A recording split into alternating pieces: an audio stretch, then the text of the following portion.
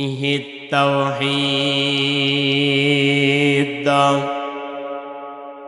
أعوذ بالله من الشيطان الرجيم بسم الله الرحمن الرحيم ولقد آتينا داود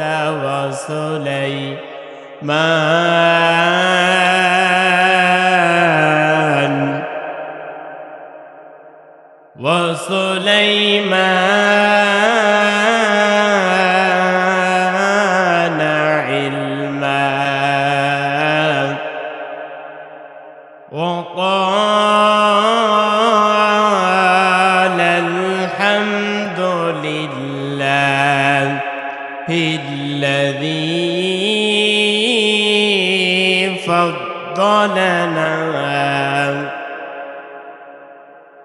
فضلنا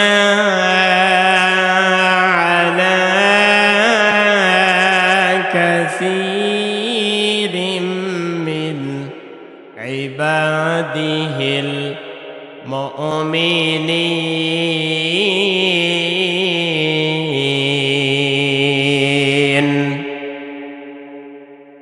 صدقت يا رب العالمين.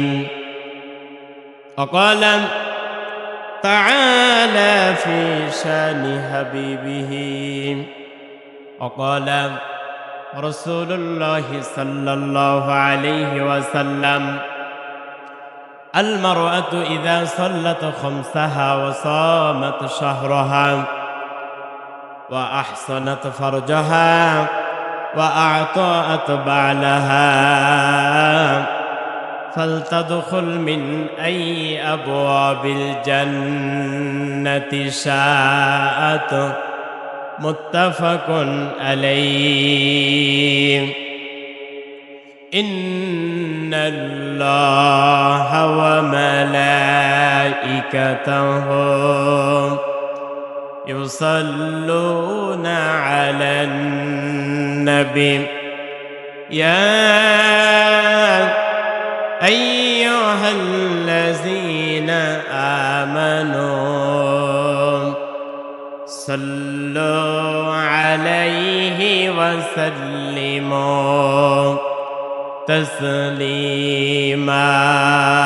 اللهم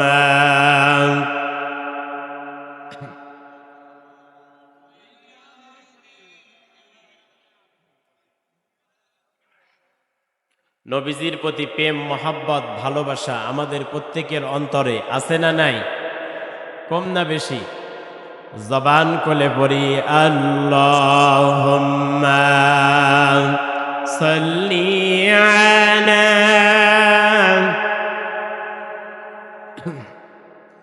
মাওলানা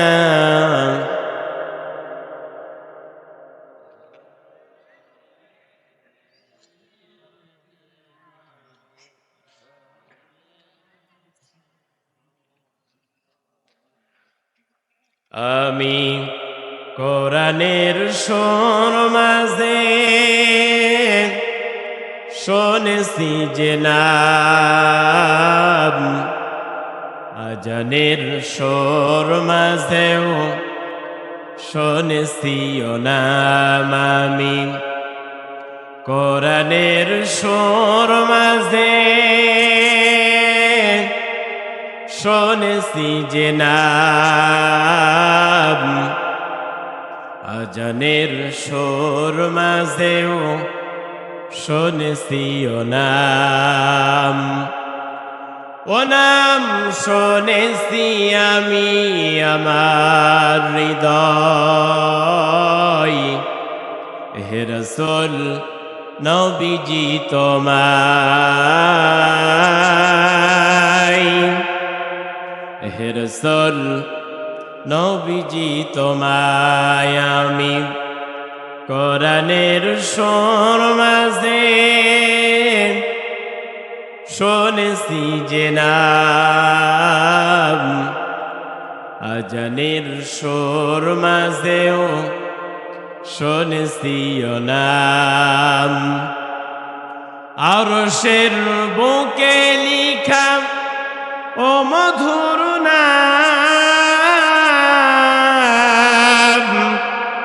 তামাম আলম কুল জানাই সালাম। আরশের বুকে লিখা ও মধুর নাম, তামাম আলম কুল জানাই সালাম। ব্যথিত মানবতা খুঁজে ফিরে হাই, হে রাসূল নবীজি তোমায়,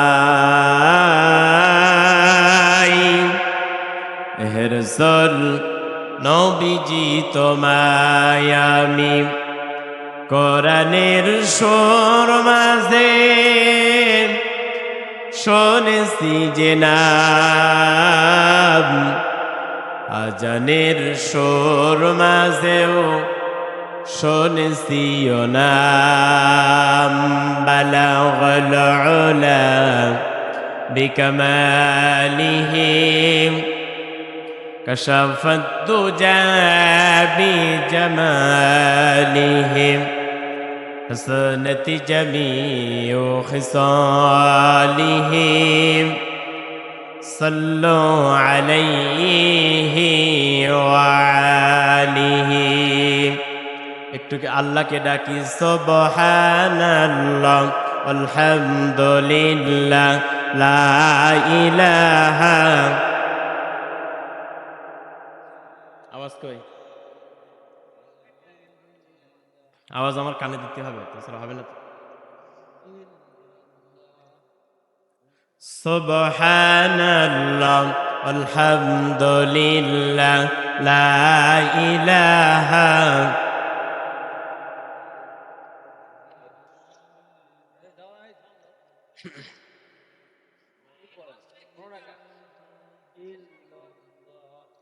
আচ্ছা, এই বক্সটা কি হয়েছে? এই বক্স বাজে না? সুবহানাল্লাহ আল্লাহকে ডাকুন। সুবহানাল্লাহ আলহামদুলিল্লাহ লা ইলাহা। সুবহানাল্লাহ আলহামদুলিল্লাহ লা ইলাহা।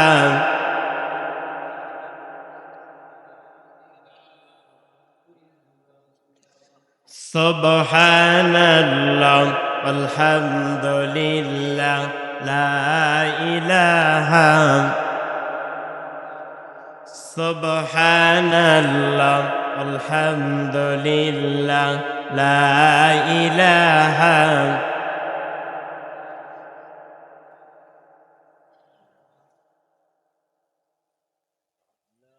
মুমিনের ঈমান এত দুর্বল। সুবহানাল্লাহ জোরে পড়েন না।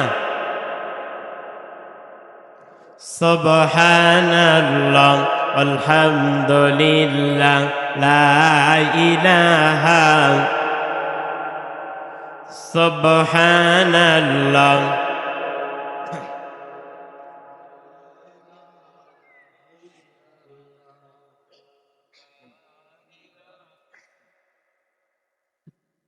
লা ইলাহা ইল্লাল্লাহু মুহাম্মাদুর রাসূলুল্লাহ সাল্লাল্লাহু আলাইহি ওয়াসাল্লাম। ঐতিহ্যবাহী জয়পুরহাট জেলার খেতলাল থানার অন্তর্গত থামরা গুলশান জামে মসজিদের উদ্যোতিক অল্পে ঐতিহাসিক তাফসিরুল কোরআনুল কারীমের মাহফিলের সম্মানিত সভাপতি যিনি হচ্ছেন আপনাদের থামরা গুলশান জামে মসজিদের সম্মানিত পেশ ইমাম হজরত মাওলানা মোহাম্মদ মোকাম্মেল হোসেন মোরাদ আতালাল্লাহু আমরাহু ওয়া বারাকাল্লাহু ফি হায়াতি, সবাই পড়ছে আমিন। আজকের এই মাহফিলের সহ সভাপতি যিনি হচ্ছেন সভাপতি বাংলাদেশ ইসলামী ফাউন্ডেশন খেতলাল জয়পুরহাট এস সানাউল্লাহ নুরি, আল্লাহ পাক তার এই গোলামকে কোরআনের খাদেম হিসাবে কবুল করেন, সকলে পড়ছে আমিন। আজকের এই মাহফিলের অনেক বিশেষ অতিথি, প্রধান অতিথি আছেন, আল্লাহ পাক প্রত্যেকের যোগ্যতা এবং সম্মান যেন বাড়ায় দেন, সবাই পড়ছে আমিন। আজকের এই মাহফিলে আমার পূর্বে আপনাদেরকে আলোচনা শুনিয়ে ধন্য করেছেন বিশিষ্ট আলেমে দিন মুফাসসিরে কোরআন, মাহমুদি মুহাদ্দিস ও ছন্দবাদী বক্তা, কালাই জয়পুরহাট থেকে আগত হযরত মাওলানা মোহাম্মদ নুরুল আমিন বিন ইউসুফ সাহেব, আল্লাহ পাক তাকে যেন তার গোলাম হিসাবে কবুল করেন, সবাই পড়ছে আমিন।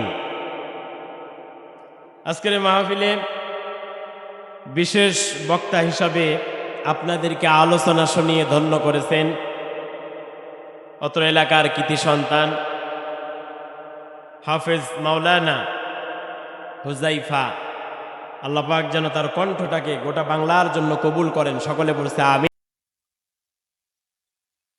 সবাইকে নিয়ে এসে আল্লাহ পাকের দরবারে লাখো কোটি শুকর গুজার করছি, যিনি মালিক আল্লাহ সুবহানাহু ওয়া তাআলা আমাদেরকে আজকের এই তাফসীরুল কোরআন মাহফিলে কোরআন এবং হাদিস থেকে কথা শোনার জন্য এই কনকনে ঠান্ডার মধ্যে আমাকে আপনাকে মাহফিলে আসার এবং বসার মতো তৌফিক দিয়েছেন।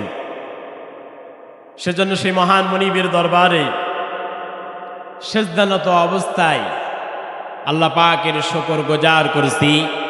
সবাই কণ্ঠকে ছেড়ে দিয়ে আওয়াজ করে কান খুলে জবানকে ছেড়ে দিয়ে পড়ছি আলহামদুলিল্লাহ।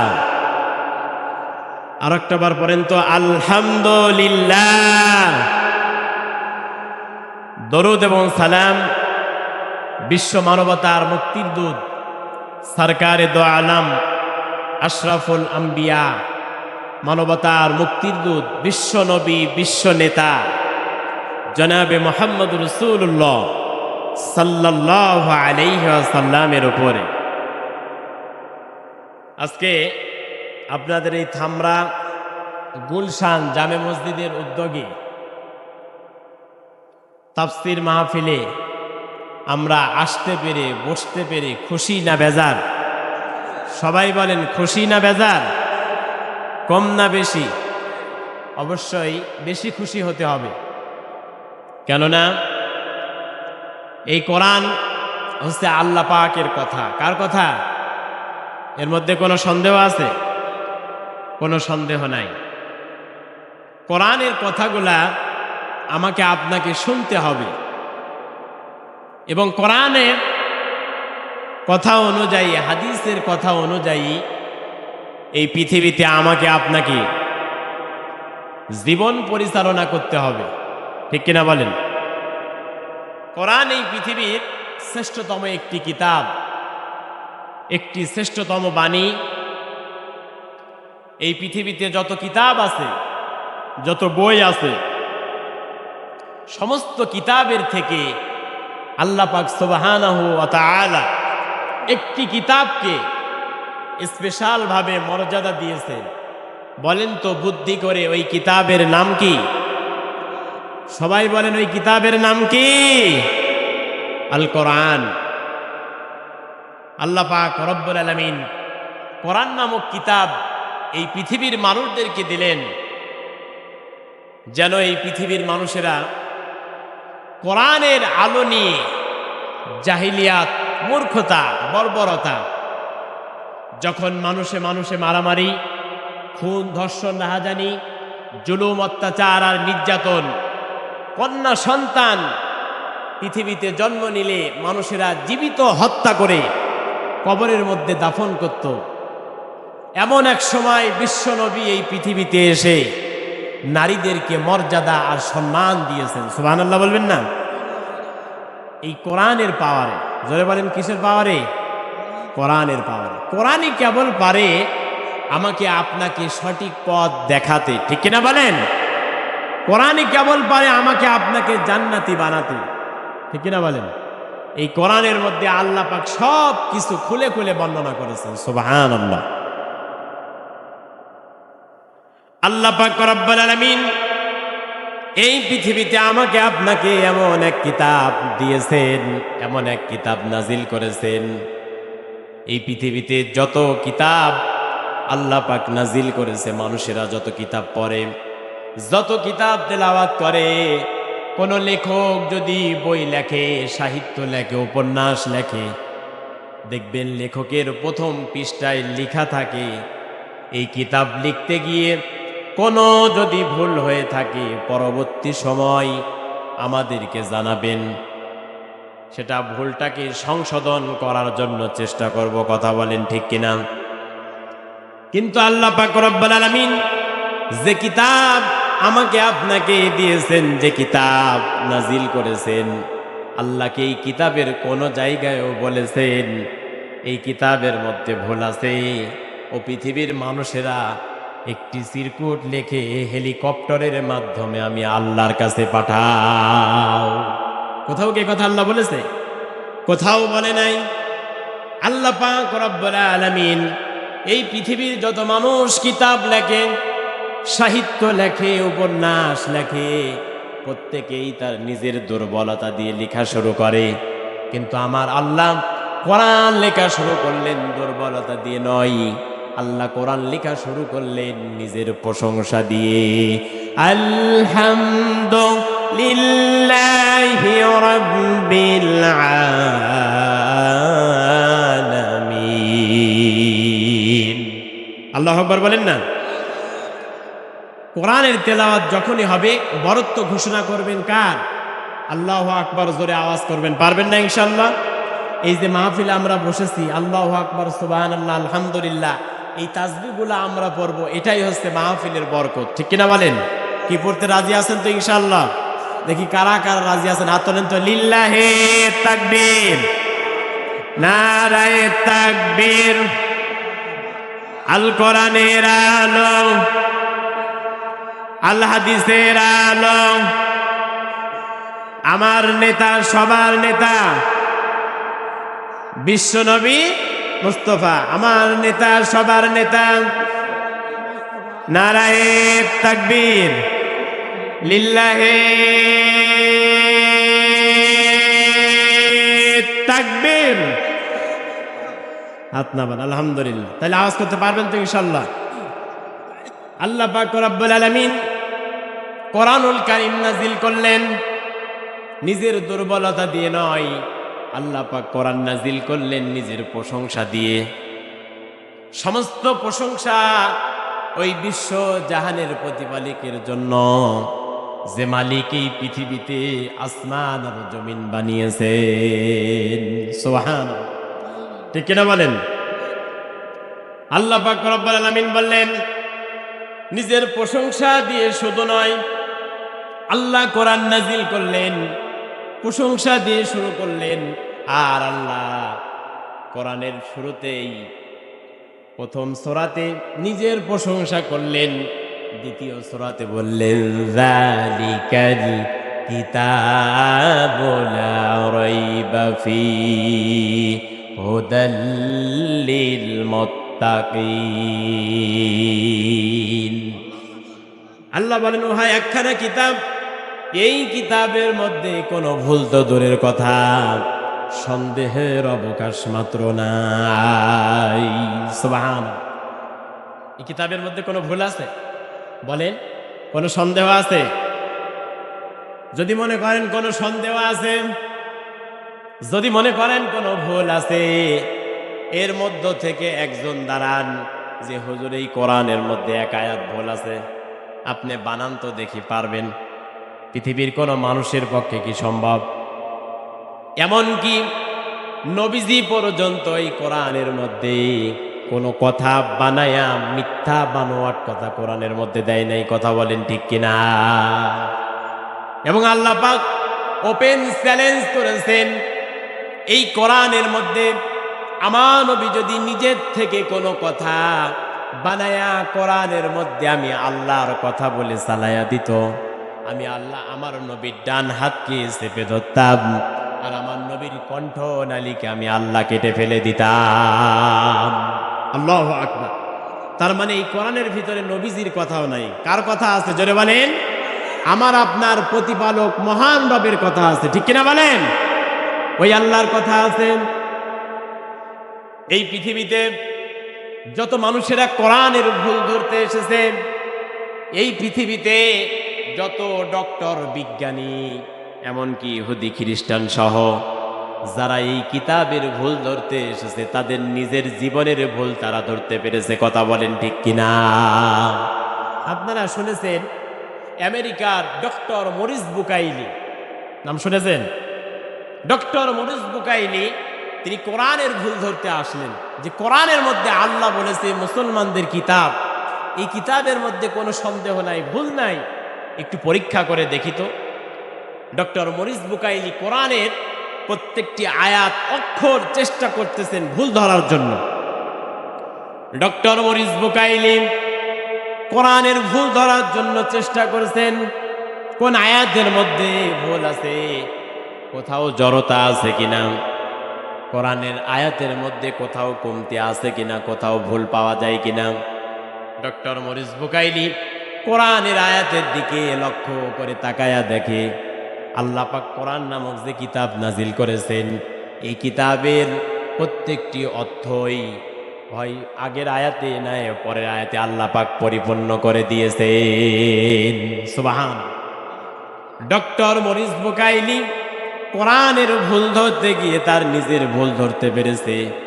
ডক্টর মরিস বুকাইলি এই পৃথিবীতে কালেমা পড়ে মুসলমান হয়ে গিয়েছে। সুবহান। এই কোরআনের ভুল ধরতে আসলো কত মানুষ, কত ইহুদি আসলো, কত খ্রিস্টান আসলো, কত বেধর্মী আসলো, কিন্তু কোরআনের কাছে তারা মাথাটাকে নত করে দিল। সুবহানাল্লাহ বলবেন না? এই পাওয়ার কার? আল্লাহর কোরআনের পাওয়ার। পৃথিবীতে হাজারো কিতাব আছে, কোন কিতাব পড়লে কি সওয়াব হয়? যারা বলেন সওয়াব হয়? কোন কিতাব পড়লে সওয়াব হয় না, কিন্তু কোরআনের একটি আয়াত, একটি অক্ষর তেলাওয়াত করলে 10 নেকি হয়। কথা বলেন ঠিক কিনা? আর যদি রমজান মাসে তেলাওয়াত করেন, প্রত্যেক অক্ষরের 70 নেকি হয়। আল্লাহ পাক 70কে 70 রাখেন না, আল্লাহ পাক রব্বুল আলামিন 70কে 700 গুণে পরিণত করে দেয়। সুবহান। কি কিতাব আল্লাহ দিয়েছেন! পৃথিবীতে আপনি বায়োলজি পড়েন, কেমিস্ট্রি পড়েন, বিজ্ঞান পড়েন, অর্থনীতি পড়েন, পৌরনীতি পড়েন, সমাজনীতি বলেন, রাজনীতি বলেন, পৃথিবী আপনি পড়েন, বাইবেল পড়েন, ত্রিপিটক পড়েন, মহাভারত, সামবেদ, অথর্বেদ, গীতা পড়েন, যত কিতাব আছে কোনো কিতাব পড়লে সওয়াব হয় না। কথা বলেন ঠিক কিনা? অথচ আল্লাহ পাক রব্বুল আলামিন এই পৃথিবীতে যত কিতাব দিয়েছেন, এই কিতাবের দিকে তাকালেও সওয়াব, এই কিতাবকে চুমা খাইলেও সওয়াব, এই কিতাব পড়লেও সওয়াব। কথা বলেন ঠিক কিনা? আবার এই কিতাবের জন্য আল্লাহর জমিনে দিন কায়েম করার জন্য, ইসলামকে বুদ্ধিমান করার জন্য যদি জমিনে রক্ত ঝরান, আল্লাহ পাক আপনাকে কোরআনের জন্য শহীদ হিসাবে কবুল করে নেবে। ঠিক কিনা বলেন? শহীদ হিসাবে কবুল করবে না? শহীদ হিসাবে কবুল করবে। ইতিহাস আপনারা জানেন, এই কোরআনের মধ্যে আল্লাহ পাক কেমন এক আকর্ষণ লুকিয়ে রেখেছেন। এই কোরআনের মধ্যে আল্লাহ পাক এমন এক মুজিজা রেখেছেন, এমন এক ভালোবাসা রেখেছেন। আমেরিকার একজন নায়িকা, একজন গায়িকা, যার নাম হচ্ছে জন মেরি। জলেমানের নাম কি? জন মেরি। আমেরিকার একজন গায়িকা, বিখ্যাত গায়িকা, যেমন তেমন গায়িকা নয়, যার চেহারা সুন্দর, হাফ প্যান্ট পরে, হাফ জামা গায়ে দেয়, চশমা ব্যবহার করে, প্রতিদিন লক্ষ লক্ষ টাকার মদ পান করে, কোটি টাকার গাড়িতে চড়ে, যার জুতার দাম লক্ষ কোটি টাকা। আমেরিকার জন মেরি এই গায়িকা আমেরিকার এক মরু প্রান্তরে চলে গেল, গানের শুটিং হবে, ক্যামেরাম্যান ক্যামেরা নিয়ে রেডি। আমেরিকার বিখ্যাত গায়িকা, বিশ্ব সুন্দরী, গান গাইবে, তার গানকে রেকর্ড করার জন্য জন মেরি যখন গান স্টার্ট করবেন, সুন্দরভাবে সেজেছেন, গান এখন রেকর্ড হবে। জন মেরি যখন গান শুরু করেছেন, কোথায় থেকে যেন মুসলমানদের কোরআনের তেলাওয়াত জন মেরির কানের ভিতরে ঢুকে গিয়েছে। সুবহানাল্লাহ। জন মেরির কানের ভিতরে ঢুকে গেল। আর রহমান আল্লামাল কুরআন খলাকাল ইনসানা আল্লামাহুল বায়ান।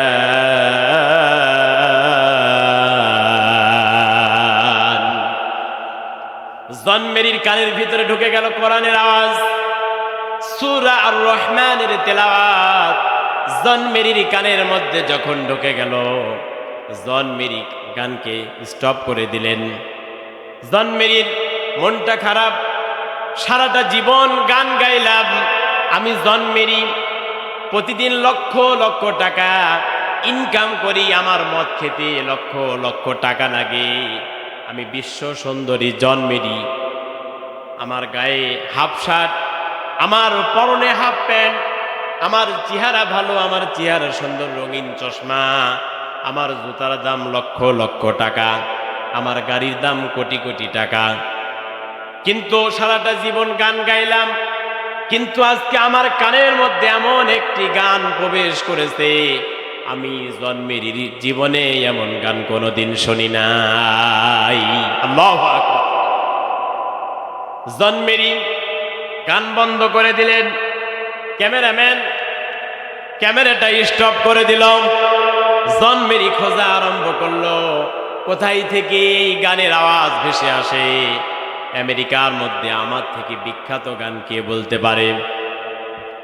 জন মেরি তিনি যখন খোঁজা আরম্ভ করলেন, খুঁজতে খুঁজতে জন মেরি এবার মুসলমানদের উপাসনালয়, মুসলমানদের ইবাদতের জায়গা মসজিদের মধ্য থেকে জন মেরির কানের ভিতরে ভাসছে ইয়াসিন ওয়াল কুরআনিল হাকীম ইন্নাকা লামিনাল মুরসালিন আলা সিরাতিম মুস্তাকিম। জন মেরি দেখল যে গান আমি শুনেছি এর থেকে আরো সুন্দর গান ভেসে ওঠে, এটা তো মুসলমানদের উপাসনালয় মসজিদ থেকে গান ভেসে আসে। John Mary half pant half shirt গায়ে, জুতা পরে মসজিদের মধ্যে ঢুকে গেলেন, দেখলেন ইমাম সাহেব জায়নামাজের মুসল্লায় বসে কোরআন তেলাওয়াত করতেছে। ইমাম সাহেবের কাছে চলে গেলেন জন মেরি।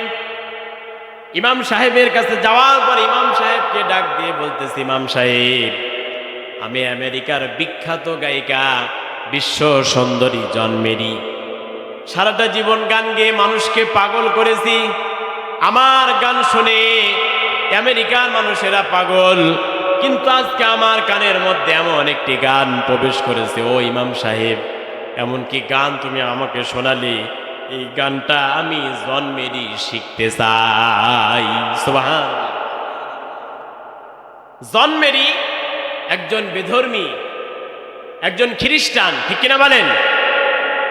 সারাটা জীবন গান গেয়ে এই পৃথিবীতে মানুষকে পাগল করেছে, কিন্তু তিনি আজকে নিজেই হতাশ, এ কি গান আমি শুনলাম, আমার জীবনে এমন গান কোনোদিন শুনি নাই। সুবহানাল্লাহ। জন মেরি ইমাম সাহেবকে বললে, ইমাম সাহেব এই গান আমি শিখতে চাই।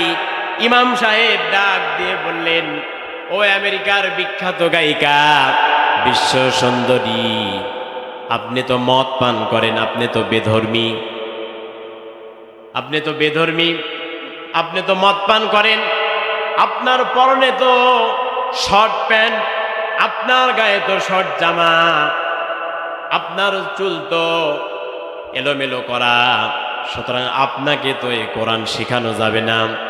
এই কোরআন যদি শিখতে হয় অবশ্যই আপনাকে মুসলমান হতে হবে। ঠিক না বলেন? এ কোরআন যদি শিখতে চাও অবশ্যই তোমাকে পর্দা করতে হবে। এ কোরআন যদি জন মেরি তুমি শিখতে চাও তাহলে অবশ্যই তোমাকে কালেমা পড়তে হবে। লা ইলাহা ইল্লাল্লাহু মুহাম্মাদুর রাসূলুল্লাহ। তোমাকে পড়তে হবে কালেমা। জন মেরি ডাক দিয়ে বলে, ইমাম সাহেব সারাটা জীবন গান গেয়েছি, মানুষকে পাগল করেছি, কিন্তু আজকে আমি এমন পাগল হয়েছি, গান আমাকে শিখাই লাগবে, বিনিময়ে এই পৃথিবীতে যা করা লাগে আমি করবই। সুবহানাল্লাহ। কোরআনের কি আকর্ষণ আল্লাহ পাক দিয়েছেন, কোরআনের মধ্যে কি মুজিজা আল্লাহ পাক দান করেছে। ঠিক না বলেন? কোরআনের মধ্যে আল্লাহ পাক কি মুজিজাটা না দান করেছে। ইমাম সাহেব বললেন, জন মেরি তাহলে আপনি পড়ুন, এই মুহূর্তে আপনি পর্দা করে আসুন, একখানা বোরকা পরুন, হিজাব মাথায় দিন, আপনি ওযু করে আসুন, এই মুহূর্তে আমি আপনাকে কালেমা পড়াবো। জন মেরি এবার প্রস্তুত হয়ে ইমাম সাহেবের সামনে হাজির হয়ে গেল। ইমাম সাহেব জন মেরিকে, আমেরিকার বিখ্যাত গায়িকা জন মেরিকে পড়াচ্ছেন, লা ইলাহা ইল্লাল্লাহু মুহাম্মাদুর রাসূলুল্লাহ, লা ইলাহা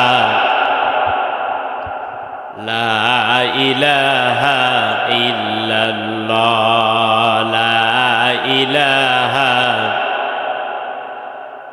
লা ইলাহা ইল্লাল্লাহ, সুবহানাল্লাহ আলহামদুলিল্লাহ, লা ইলাহা, সুবহানাল্লাহ।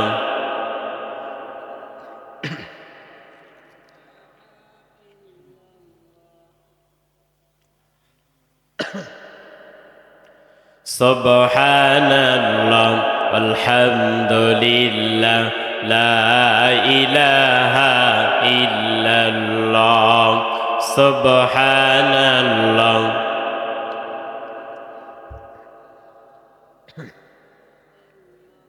লা ইলাহা ইল্লাল্লাহ মুহাম্মাদুর রাসূলুল্লাহ সাল্লাল্লাহু আলাইহি ওয়াসাল্লাম। আপনারা মনে হয় একটু বিরক্ত বোধ করছেন নাকি? প্রচণ্ড ঠান্ডা, প্রতিদিন মাহফিল তো 103 ডিগ্রি জ্বর আমার গায়ে এখনো, তারপরেও আমি এসেছি আলহামদুলিল্লাহ। আমার ভাই নাজিম উদ্দিন দাওয়াত করেছে পাবনা থেকে, আপনাদের কাছে ছুটে এসেছি কোরআন থেকে কিছু কথা শোনানোর জন্য। প্রচণ্ড ঠান্ডা লেগেছে এবং জ্বর, দোয়া করুন আল্লাহ পাক যেন সুস্থতা দান করেন, সকলে বলেছে আমিন। সুতরাং জন মেরি কোরআনের তেলাওয়াত শুনে তিনি হয়েছেন মুসলমান। জোরে বলেন, কি হয়েছেন? মুসলমান হয়েছে। আল্লাহ পাক কোরআনের মধ্যে কি মুজিজাটা না দান করেছেন, সুবহানাল্লাহ। এই কোরআনের পথ যদি আমরা ধরতে পারি, কোরআনের পথে যদি আমরা চলতে পারি, এই পৃথিবীতে আল্লাহ পাক আমাকে আপনাকে উত্তম ফয়সালা দান করে দেবেন, সুবহানাল্লাহ। এজন্য আসুন, আমরা কোরআনকে আঁকড়িয়ে ধরতে পারবো না ইনশাআল্লাহ, অবশ্যই কোরআনকে আমরা আঁকড়িয়ে ধরব। মুসলমান হিসাবে ঈমানকে বৃদ্ধি করার জন্য এই কোরআন তেলাওয়াত করার দরকার আছে না নাই? অবশ্যই আছে। এই কোরআন পড়ার দরকার আছে না নাই? কোরআন শোনার দরকার আছে না নাই? কোরআন বোঝার দরকার আছে না নাই? কোরআন বাস্তব জীবনে আমল করার দরকার আছে না নাই? আল্লাহর হাবিব বলেছেন, মান ক্বরাআল কোরআন ফাস্তাজহারাহু فأحل حلاله وحرم حرامه وأدخله الله الجنة وشب عشرة في أهل بيتها كل وجبت له النار আল্লাহর হাবিব বলেছেন মান করাল কোরআন, যারা এই পৃথিবীতে কোরআন পড়বে, ভালো করে শোনেন, দিলের কানটা লাগান, এই কান না, দিলের কান।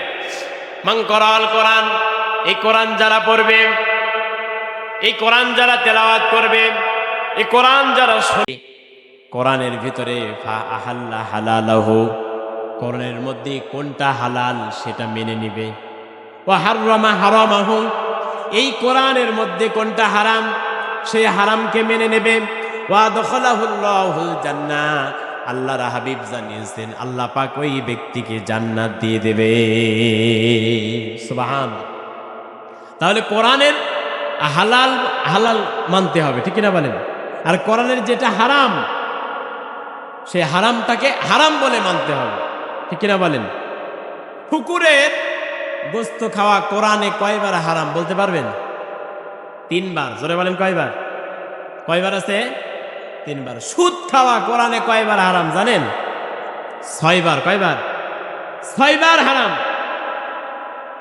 অথচ 3 বার হারাম করলো শুকুরের মাংস খাওয়া। খাওয়া যাবে জীবন বাঁচানোর তাগিদে, ঠিক কিনা বলেন? আপনার খাবার কিছুই নাই, আপনাকে কেউ সাহায্য করতেছে না, হাত পেতেও পাচ্ছেন না, মারা যাচ্ছেন, জীবন বাঁচানোর তাগিদে শুকুরের গোশত খাওয়া জায়েজ আছে। তাছাড়া আল্লাহ পাক হারাম করেছেন। কি করেছেন জোরে বলেন? হারাম করেছেন। তাহলে শুকুরের গোশত খাওয়া হারাম।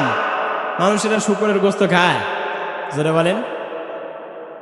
শুকুরের গোশত খায় না। আল্লাহ খিনজির বলেছেন, খনুন যায়ার, অক্ষর আছে 5টা। জোরে বলেন কয়টা? যদি একবার খিনজির বলেন 50টা নেকি হবে। জোরে বলেন কয়টা? 50টা নেকি হবে। কারণ প্রত্যেকটা অক্ষরে 10টা করে নেকি। কয়টা করে নেকি? 10টা করে নেকি হয়, সওয়াব হয়।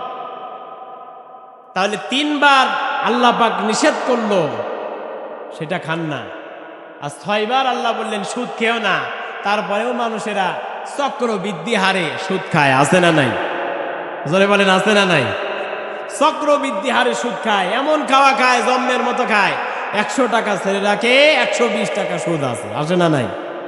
অথচ আল্লাহ রসুল বলেছেন যারা সুদ খায় তারা যেন তার আপন মায়ের সঙ্গে জিনা করলো। জোরে বলি নাউযুবিল্লাহ। সুদ কত বড় হারাম! এই পৃথিবীতে যত খারাপ সন্তান হোক না কেন, সেটা গাঁজাখোর সন্তান হোক, মদখোর সন্তান হোক, ইয়াবাখোর সন্তান হোক, বাবাখোর সন্তান হোক, সেই সন্তান কখনো মায়ের সঙ্গে জিনা করতে পারে? পারে কি? পারে না। অথচ আল্লাহ রসুল বলেছেন, আল্লাহ বলেছেন যে সুদ যারা খায় তারা যেন মায়ের সঙ্গে জিনা করে। নাউযুবিল্লাহ। আপনাদের এলাকায় আবার সুদখোর আছে নাকি? বললে আবার রেগে যাবে নাকি? না বাদ দিয়ে দিই? বলবো না, বাদ দিয়ে দিই নাকি? আমি বাদ দিলে হবে বলেছে কে? জোরে বলেন। আমি তো কিছুই না, আমি অ্যাডভার্টাইজ করছি। বলেছেন কে? জোরে বলেন। আল্লাহ বলেছেন। শেষ পর্যন্ত আল্লাহ বলেছেন যারা সুদ খায়, ঘুষ খায়, তারা যেন আল্লাহ এবং রাসূলের সঙ্গে যুদ্ধ ঘোষণা করল। আল্লাহু আকবার। সুতরাং এই পৃথিবীতে কেউ আল্লাহ রাসূলের সঙ্গে যুদ্ধ করতে পারে? যুদ্ধ করতে পারে না। সুদ কি খাওয়া যাবে? এই পৃথিবীতে সব খাওয়া যায়, তাই বলে কি সুদ খাওয়া যায়? জোরে বলেন। সুদ খাওয়া যায় না, কিন্তু মানুষেরা কি যে খাওয়া খায়। 2 বন্ধু মিলে কিনেছে কাঁঠাল। জোরে বলেন কি কিনেছে? একজন হচ্ছে চালাক আর একজন হচ্ছে বোকা। চালাক মনে করতেছে বোকা বন্ধু চলো আমরা একটা কাঁঠাল কিনি। 2 জনা মিলে একটা কাঁঠাল কিনেছে। চালাক চিন্তা করতেছে আমার বন্ধু তো বোকা, বলতেছে বন্ধু কাঁঠাল তো কিনলাম, এটাকে ভেঙ্গে আমরা খাইব, তবে যে যার সামনে যত আটি থাকবে সে কয় টাকা দেবে। বোকা বলতেছে আচ্ছা বন্ধু তুমি যা বলবে তাই। এইবার চালাক কাঁঠালও খায় বিচিও খায়, কাঁঠালও খায় বিচিও খায়, আর বোকা কাঁঠাল খায় বিচি রেখে দেয়। শেষ পর্যন্ত দেখা গেল চালাকের সামনে বিচি আছে 10টা। কয়টা? আর বোকার সামনে বিসি আছে 30টা। কয়টা জোরে বলেন? 30টা। এখন বোকা চিন্তা করতেছে, দুই বন্ধু খাইলাম সমান, কিন্তু আমার সামনে বিসি 30টা আর আমার বন্ধুর সামনে বোকা বিসি হচ্ছে 10টা। কেমনে করে হইল? বোকা বলতেছে, আচ্ছা বন্ধু, যেহেতু আমি 30টা খেয়েছি, 30 টাকা নাও। সালাকে এইবার খেয়ে যাচ্ছে বাড়ির দিকে, মনে মনে বলতেছে, আল্লাহ, খাইলাম বেশি দিলাম কম, খাইলাম বেশি দিলাম কম। ঠিক কিনা? খাইলাম বেশি দিলাম কম, এই জিকির করতে করতে যাচ্ছে। বিজ্ঞান প্রমাণ করেছে মানুষের পেটের মধ্যে কয়েকটা জিনিস হজম হয় না, তার মধ্যে একটা হচ্ছে কাঁঠালের বিচি। জোরে বলেন, কিসের বিচি? আমার কথা বুঝতে কি সমস্যা হয়? সমস্যা হয় না তো? পাবনার ভাষা শুনতে কি সমস্যা হয়? বিজ্ঞান প্রমাণ করেছে কাঁঠালের বিচি মানুষের পেটের মধ্যে হজম হয় না। এইবার সালাকের পেটের মধ্যে ডাক দেয়, আসমান থেকে মেঘও ডাক দেয়, আসমান থেকে বিদ্যুৎ চমকায়, সালাকের পেটের মধ্যে ডাক দেয়। সালাক এবার উপায় না পেয়ে বউ বানায়ছে তরকারির জাংলা, কদু লাগিয়েছে, সিম লাগিয়েছে, আলু লাগিয়েছে, পুঁই লাগিয়েছে। ঠিক কিনা বলেন? সালাক এবার বউ যে সবজি তরকারির জাংলা বানিয়েছে, এই জাংলার নিচে বসে ওই কাম সেরেছে। কাম সেরে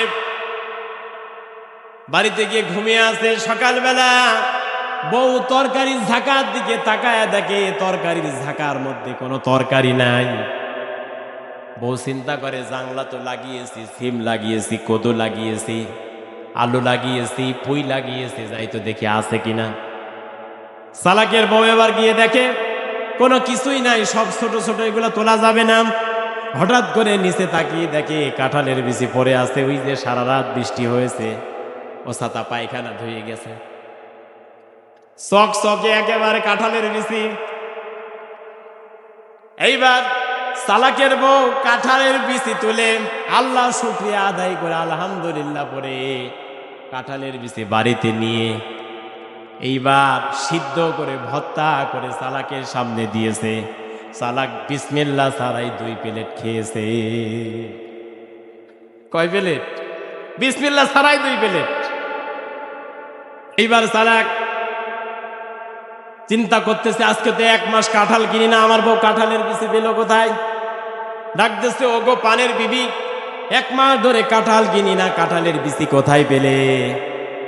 বউ বলতেছে, আল্লাহ শুকরিয়া আদায় করো, তরকারি ঝাঁকার মধ্যে তরকারি নাই, আমি যে তরকারির জাংলা লাগিয়েছি, এই জাংলার নিচে তাকায়া দেখি কাঁঠালের বিচি। সালাক সঙ্গে সঙ্গে বলতেছে, ওয়াও। বউ বলতেছে, ওয়াও বলছো কেন? বলতেছে, সালাক বলতেছে, বউরে, আল্লাহ আমাকে একই জিনিস কয়বার খাওয়াই, একবার খাইলাম, বের করলাম, আবার আল্লাহ খাওয়াইলো। সুদ যারা খায়, ঘুষ যারা খায়, যারা মানুষকে মেরে খায়, এরা ঠিক কুত্তার পায়খানা খায়। কথা বলেন ঠিক কিনা? সুতরাং সুদ খাওয়া যাবে, ঘুষ খাওয়া যাবে? যাবে না। যারা সুদ খায়, ঘুষ খায়, এরা কুত্তার পায়খানা খায়, সিগালের পায়খানা খায়। কথা বলেন ঠিক কিনা? সুতরাং আল্লাহ রাসূল হাদিসের মধ্যে জানিয়েছেন, যারা কোরআনের হালাল তাকে হালাল বলে মানবে আর কোরআনের হারাম তাকে হারাম বলে মানবে, আল্লাহ পাক রব্বুল আলামিন তাকে তো জান্নাত দিয়ে দেবে। আর যে ব্যক্তি কোরআন পড়নেওয়ালা, কোরআন মাননেওয়ালা, কোরআন দিয়ে আমল করনেওয়ালা, আল্লাহ পাক রব্বুল আলামিন এর হাবিব বলেন, আল্লাহ পাক হাদিসে কুদসির মধ্যে জানায়া দেন, ওয়াসাব্বা আশারাতিন ফি আহলি বাইতিহা কুল্লুন ওয়াজাবাত লাহুন নার। তার গোষ্ঠী থেকে, তার আহাল থেকে, আহলিহা, তার পরিবার থেকে এমন 10 জন ব্যক্তির জন্য সুপারিশ করতে পারবে, এই 10 জন ব্যক্তিকে আল্লাহ পাক জাহান্নাম ওয়াজিব করে দিয়েছে। আল্লাহু আকবার। যাদের জন্য জাহান্নাম ওয়াজিব, অথচ কোরআন পড়নেওয়ালা তাদেরকে জাহান্নাম থেকে জান্নাতে নিয়ে যাবে। সুবহানাল্লাহ। এই জন্য কোরআন পড়ার দরকার আছে না নাই? কোরআন শোনার দরকার আছে না নাই? কোরআন তেলাওয়াত করার দরকার আছে না নাই? কোরআনের হালালটাকে হালাল বলে মানার দরকার আছে না নাই? কোরআনের হারামটাকে হারাম বলে মানার দরকার আছে না নাই?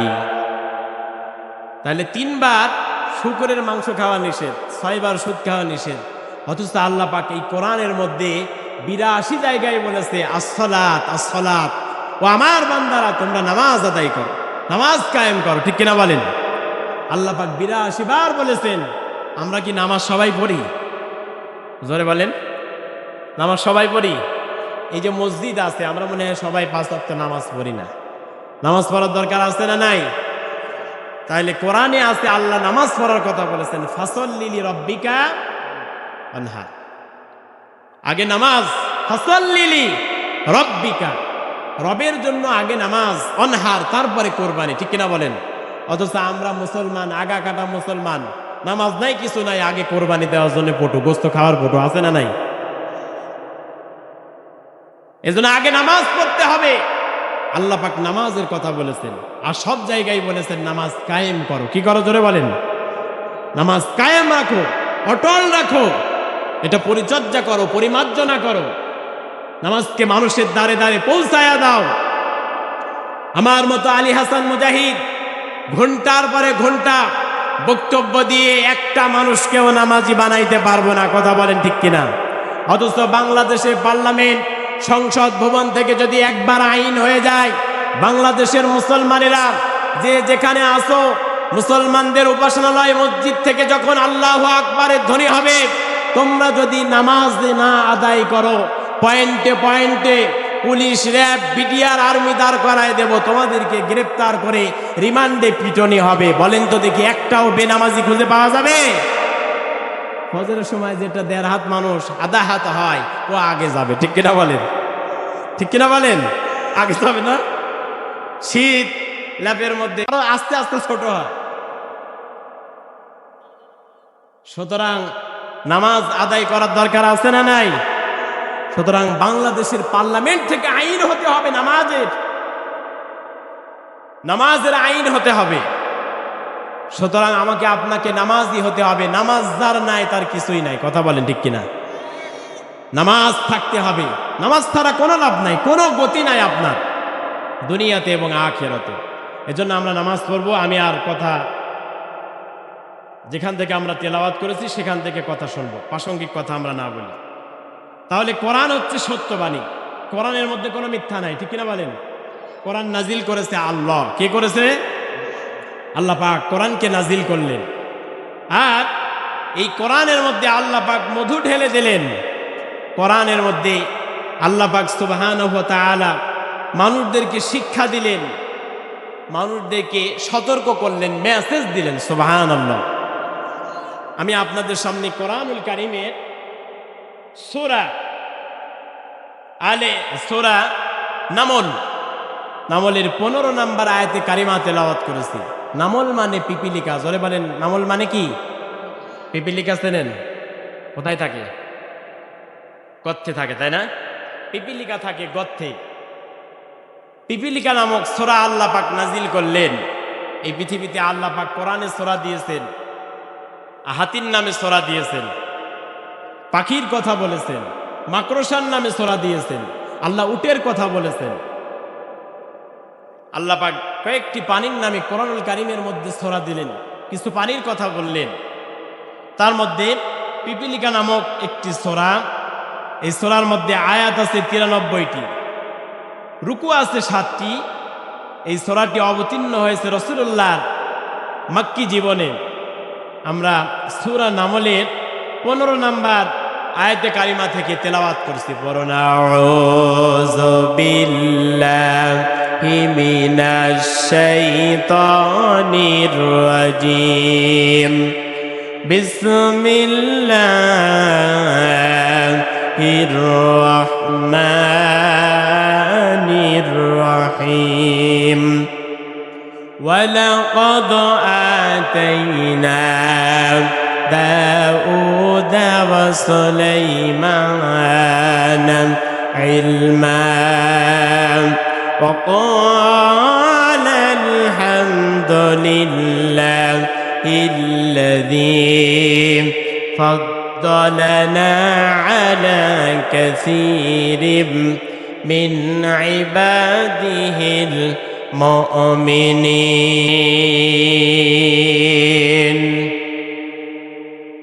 আল্লাহ পাক রব্বুল আলামিন বলেন, ওয়ালাকাদ আতাইনা দাউদা ওয়া সুলাইমানা ইলমা। আমি আল্লাহ পাক রব্বুল আলামিন এই পৃথিবীতে দাউদ এবং সুলাইমানকে জ্ঞান দান করেছি, ইলম দান করেছি। সুবহানাল্লাহ। কি দান করেছি? জ্ঞান দান করেছি, ইলম দান করেছি। দাউদ এবং সুলাইমানকে যখন জ্ঞান দিলাম, ইলম দিলাম, তখন তারা বাপ বেটা দুজনাই বলল, অকাল আলহামদুলিল্লাহিল্লাযী, ওই আল্লাহর প্রশংসা, ওই আল্লাহর শুকরিয়া যে আল্লাহ পাক ফাদ্দালানা আলা কাসীরিম মিন ইবাদিহিল মুমিনিন, এই পৃথিবীর সমস্ত মুমিনদের উপরে আমাদের বাপ বেটাকে আল্লাহ পাক জ্ঞান দান করেছে, ইলম দান করেছে। জোরে বলি সুবহানাল্লাহ। আচ্ছা, আপনারা উঠে চলে যাচ্ছেন কি? আমার কথায় কি রাগ হচ্ছে নাকি? নাকি ঠান্ডা বেশি? ছেড়ে দেব? ছেড়ে দেব? 1 ঘন্টা চলবে ইনশাল্লাহ? 1 ঘন্টা থাকবেন তো? কয়টা বাজে দেখি তো? এখন বাজে 8:26, কি 10:26। 11:30টার মধ্যে মোনাজাত করে দেব। থাকবেন না ইনশাল্লাহ? কারা কারা থাকবেন শেষ পর্যন্ত দেখি? লিল্লাহি তাকবীর। আমরা শেষ মোনাজাত করে যাব ইনশাআল্লাহ। দাউদ এবং সুলাইমানকে আল্লাহ পাক ইলম দান করেছেন, জ্ঞান দান করেছেন। কেমন জ্ঞান দিলেন? এই পৃথিবীতে সবাইকে জ্ঞান দিয়েছেন। আমাকে আপনাকে আল্লাহ জ্ঞান দিয়েছেন, ঠিক কিনা বলেন? জ্ঞান দেয় নাই? আমাকে আপনাকে জ্ঞান দিয়েছেন। দেখেন আল্লাহ পাক কেমন জ্ঞান দিলেন। এই যে আমি যে মাইক্রোফোনে কথা বলছি, যিনি এই মাইক্রোফোন বানিয়েছে তিনিও জ্ঞানী, ঠিক কিনা বলেন? এই যে ক্যামেরাটা আমার সামনে চলছে, এই ক্যামেরা যিনি আবিষ্কার করেছেন তিনিও জ্ঞানী, ঠিক কিনা বলেন? আকাশে যে হেলিকপ্টার উড়ে যায় ওটা যিনি আবিষ্কার করেছেন তিনিও জ্ঞানী। ছোটবেলায় দেখতাম রেডিও যারা আবিষ্কার করেছে, রেডিওর মধ্যে প্রত্যেক দিনে নতুন নতুন অনুষ্ঠান হতো, গান হতো, ঠিক কিনা বলেন? যেটাতে দেখা যেত না, শুধু শোনা যেত। কি যেত? শোনা যেত। আমরা মনে করতাম ছোট ছোট মানুষ রেডিওর মধ্যে ঢুইকা গান কয়, নাচানাচি করে, ঠিক কিনা বলেন? কিন্তু দেখলাম না, বেতার থেকে, খুলনা হোক, রাজশাহী হোক, ঢাকাতে হোক, চট্টগ্রামে হোক, বেতার থেকে যখন ভলিউম চাপ দেয় তখন সেখান থেকে গান হয়, ঠিক কিনা বলেন? তাহলে রেডিও যিনি আবিষ্কার করেছেন তিনিও জ্ঞানী, ঠিক কিনা বলেন? তারপরে আসলো টেলিভিশন, যেটা শুধু শোনা যায় না, দেখাও যায়। তার মানে এই টেলিভিশন যারা আবিষ্কার করেছে তিনিও জ্ঞানী। তারপরে আসলে এই যে আমার হাতে দেখছেন মোবাইল ফোন, এই মোবাইল ফোন শুধুমাত্র দেখা যায় না, শোনা যায় না, গোটা পৃথিবীটাই হাতের মুঠোর মধ্যে, ঠিক কিনা বলেন? গোটা পৃথিবীটাই আল্লাহ পাক হাতের মধ্যে দিয়ে দিয়েছেন এই মোবাইলের মধ্যে। এই মোবাইলে এসে রেডিও খাইলো, টেলিভিশন খাইলো, ঘড়ি খাইলো, টর্চ লাইট খাইলো, ঠিক কিনা বলেন? অনেক কিছু খেয়েছে এই মোবাইল। তাহলে এই মোবাইল যিনি বানিয়েছেন, এমনকি ক্যামেরাও খেয়েছে, ঠিক কিনা বলেন? তাহলে এই মোবাইল যিনি বানিয়েছেন তিনিও জ্ঞানী। আল্লাহ পাক রব্বুল আলামিন বলেন, পৃথিবীর মানুষেরা যারা এই পৃথিবীতে আবিষ্কার করলো, আমি আল্লাহ পাক রব্বুল আলামিন তাদেরকে জ্ঞান দিয়ে দিলাম, তাদেরকে ইলম দিলাম। তারা তো, তোমরা ভাবো তারা তো জ্ঞানী, কিন্তু আমি আল্লাহ পাকের ভাষায় কারা জ্ঞানী শোনার দরকার আছে না নাই? আল্লাহ পাক রব্বুল আলামিন বলেন, আল্লাযীনা ইয়াসতামিউনাল কওলা ফায়াত্তাবিউনা আহসানাহু উলাইকাল্লাযীনা হাদাহুমুল্লাহু ওয়া উলাইকা হুম উলুল আলবাব।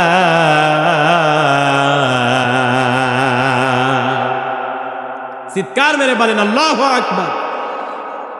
আল্লাহ পাক রব্বুল আলামিন বলেন, আল্লাযীনা ইয়াসতামিউনাল কওলা, যারা এই কোরআনের শুনলো আর যারা কোরআন মানলো, ফায়াত্তাবিউনা আহসানাহু, এই কোরআনের মধ্যে এই কোরআনের মধ্যে আল্লাহ পাক রব্বুল আলামিন এই কোরআনুল কারীমের মধ্যে আল্লাহ পাক যে জ্ঞান দিয়েছেন, ইলম দিয়েছেন, এই কোরআনের মধ্যে উত্তম কথাগুলা যারা গ্রহণ করলো, কবুল করলো, উলাইকাল্লাযিনা হাদাহুমুল্লাহ, আর আমি আল্লাহ পাক তো তাদেরকে হেদায়াত দিয়ে দেই। উলাইকা হুমুল আলবাব, আর আমি আল্লাহর ভাষায় তারা হচ্ছে এই পৃথিবীতে প্রকৃত জ্ঞানী। সুবহানাল্লাহ। তাহলে কোরআনের জ্ঞান, ওহির জ্ঞান যার মধ্যে আছে সেই হচ্ছে এই পৃথিবীতে জ্ঞানী। কথা বলেন ঠিক কিনা? আমরা ভাবি যিনি ডক্টর তিনি জ্ঞানী, আমরা ভাবি যিনি বিজ্ঞানী তিনি জ্ঞানী, আমরা ভাবি যিনি ইঞ্জিনিয়ার তিনি জ্ঞানী, কিন্তু আল্লাহর ভাষায় যার মধ্যে ওহির জ্ঞান নাই, কোরআনের জ্ঞান নাই, এই পৃথিবীতে হাজারো ডিগ্রি অর্জন করতে পারে, কিন্তু এই পৃথিবীতে তিনি আল্লাহর কাছে কোনো জ্ঞানী নাই। কথা বলেন ঠিক কিনা? আল্লাহ পাক দাউদ আলাইহিস সালামকে কেমন জ্ঞান দান করেছিলেন লক্ষ্য করুন। হযরতে দাউদ আলাইহিস সালাম তিনি নদীর পাশে বসে আছেন, হঠাৎ করে ভাবতেছেন, আল্লাহ আমি দাউদ পয়গম্বর তো সারা জীবন এই দুনিয়াতে থাকবো না, একদিন না একদিন আমার তো ইন্তেকাল হয়ে যাবে। আল্লাহ পাক রব্বুল আলামিন এই পৃথিবীতে কম বেশি প্রত্যেকটি নবী রাসূলকে মুজিজা দান করেছিলেন। হযরতে দাউদ আলাইহিস সালামকে আল্লাহ পাক মুজিজা দান করেছিলেন। হযরতে দাউদ আলাইহিস সালাম যদি কখনো কোনো লোহাকে চাপ দিয়ে ধরতো, সঙ্গে সঙ্গে লোহা গলে পানি হয়ে যেত। সুবহানাল্লাহ। এবং হযরতে দাউদ আলাইহিস সালাম ইচ্ছা অনুযায়ী দা কোটি কোরআন যা বানানোর প্রয়োজন হযরতে দাউদ আলাইহিস সালাম তাই বানায় ফেলতেন। জোরে বলি সুবহানাল্লাহ। কিন্তু আমরা দেখি এই পৃথিবীতে যারা দা বানায়, যারা কোরাল বানায়, যারা কোদাল বানায়, কাঁচি বানায়, আমরা আমাদের ভাষায় তাদেরকে কি বলি? কি বলি? কামার বলি। হযরতে দাউদ আলাইহিস সালাম তিনি হাত দিয়ে চাপ দিলে লোহা গলে পানি হয়ে যেত, আর পৃথিবীর মানুষেরা লোহাটাকে আগে আগুনের মধ্যে দিয়ে গরম করে লাল বানায়, তারপরে হাতুড়ি দিয়ে পিটায় ইচ্ছা মতো অস্ত্র বানায়। কথা বলেন ঠিক কিনা?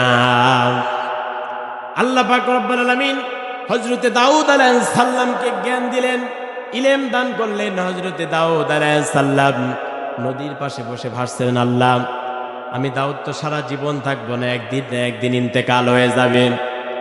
আল্লাহ গো তোমার কাছে ফরিয়াদ করি, তোমার কাছে হাত উঠিয়েছি, আমাকে তুমি 19টা সন্তান দান করেছ, এই 19টা সন্তানের মধ্যে একটা সন্তানকে তুমি নবুয়তি দান করে দাও। সুবহানাল্লাহ।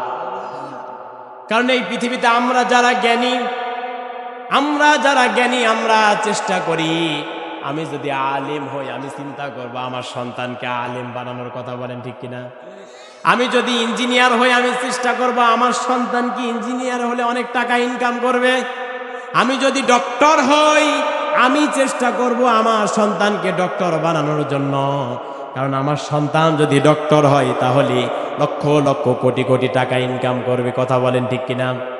আমি যদি বিজ্ঞানী হই আমি চেষ্টা করব আমার সন্তানকে বিজ্ঞানী বানানোর জন্য। হযরতে দাউদ আলাইহিস সালাম দোয়া করলেন, আল্লাহ আমি তো নবী, একদিন বিদায় হয়ে যাব, কিন্তু আমার পরে এ রাজ্য এ রাষ্ট্র পরিচালনা করবে কে? আল্লাহ গো তুমি আমার একটা সন্তানকে নবুয়তি দান করে দাও। সুবহানাল্লাহ।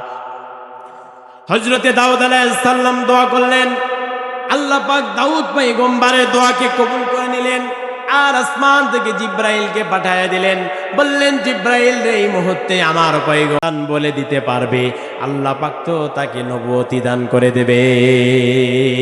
সুবহানাল্লাহ। জিব্রাইল এসে দাউদ পয়গম্বরের কাছে এই প্রস্তাব রাখলেন, আল্লাহ পাক রব্বুল আলামিন জান্নাত থেকে একটা বাক্স পাঠিয়ে দিলেন। হযরত জিব্রাইল জান্নাতি বাক্স নিয়ে দাউদ পয়গম্বরের সামনে হাজির করলেন। হযরতে দাউদ পয়গম্বর 19টা সন্তানকে ডাক দিলেন, ও আমার সন্তানেরা, ও আমার কলিজার টুকরা সন্তানেরা, তোমরা 19 ভাই আমার সামনে হাজির হও, তোমাদের সঙ্গে আমার কিছু কথা আছে।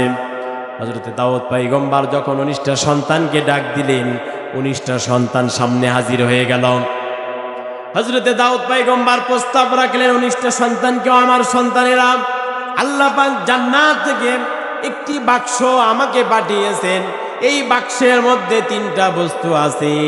তোমাদের 19 ভাইয়ের মধ্যে যে ভাই এই বাক্সের মধ্যে 3টা বস্তুর নাম বলে দিতে পারবে, মহান রব্বুল আলামিন তো তাকে নবুয়তি দান করে দেবে। সুবহানাল্লাহ। হযরতে দাউদ আলাইহিস সালাম সর্বপ্রথম বড় সন্তানকে ডাক দিলেন, বললেন, ছেলে আমার, বলো তো দেখি আল্লাহ পাক রব্বুল আলামিন জান্নাত থেকে যে বাক্স পাঠিয়েছেন, এই জান্নাতি বাক্সের মধ্যে 3টা বস্তু আছে, 3টা জিনিস আছে, এই 3টা জিনিসের নাম কি তুমি বলতে পারবে কিনা? বড় সন্তান ডাক দিয়ে বলে, আব্বা, আল্লাহ পাক জান্নাত থেকে যে বাক্স দিয়েছে, এই জান্নাতি বাক্সের মধ্যে 3টা জিনিস আছে, 3টা বস্তু আছে। আপনি দাউদ পয়গম্বর কি জানেন এই বাক্সের মধ্যে কি আছে? হযরতে দাউদ পয়গম্বর বলেন, ওগো আমার সন্তানেরা, আল্লাহ পাক জান্নাত থেকে 3টা বস্তু দিয়েছেন, 3টা জিনিস দিয়েছেন। আল্লাহ পাক আমি দাউদ আলাইহিস সালামকেও জানান নাই। আল্লাহু আকবার। আল্লাহ পাক তাকে জানাবেন যিনি নবী হবেন, আর এই 3টা বস্তু আল্লাহ পাক রব্বুল আলামিন সুবহানাহু ওয়া তাআলা তাকে দান করবেন যিনি নবী হবেন। আর এই 3টা বস্তু সেই সন্তান, সেই নবী তিনি ইউজ করবেন, ব্যবহার করবেন। জোরে বলি সুবহানাল্লাহ। এইভাবে হযরতে দাউদ আলাইহিস সালাম দ্বিতীয় সন্তানকে ডাকলেন। দ্বিতীয় সন্তান বলল, আব্বা আমি পারবো না। তৃতীয় সন্তানকে ডাকলেন। 3 নম্বরের সন্তান বলেন, আব্বা আমিও পারবো না। চতুর্থ সন্তানকে ডাকলেন। এমন করে হযরতে দাউদ আলাইহিস সালাম এক এক করে 18টা সন্তানকে ডাক দিলেন। 18টা সন্তানের মধ্যে একটা সন্তানও বলে দিতে পারল না জান্নাতি বাক্সের মধ্যে কি আছে। আল্লাহু আকবার। সর্বশেষ ছোট সন্তান হযরতে সুলাইমান আলাইহিস সালামকে দাউদ আলাইহিস সালাম ডাক দিলেন, বললেন, ও আমার কলিজা টুকরা, নয়নের পুতুলি।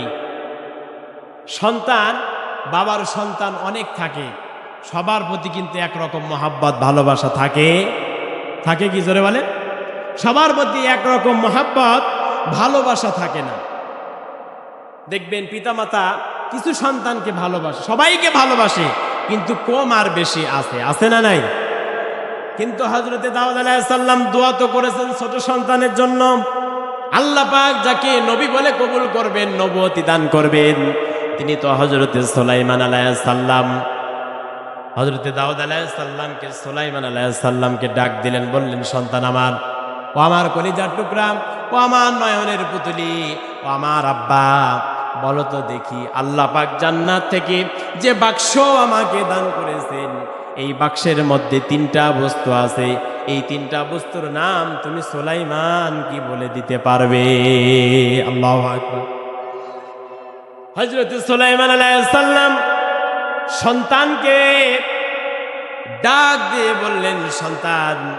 সুলাইমান আলাইহিস সালাম আব্বাকে ডাক দিয়ে বলেন, আব্বা, এই বাক্সের মধ্যে কি আছে আপনি নবী হয়েও জানেন না, আমি সুলাইমান কিভাবে জানতে পারবো?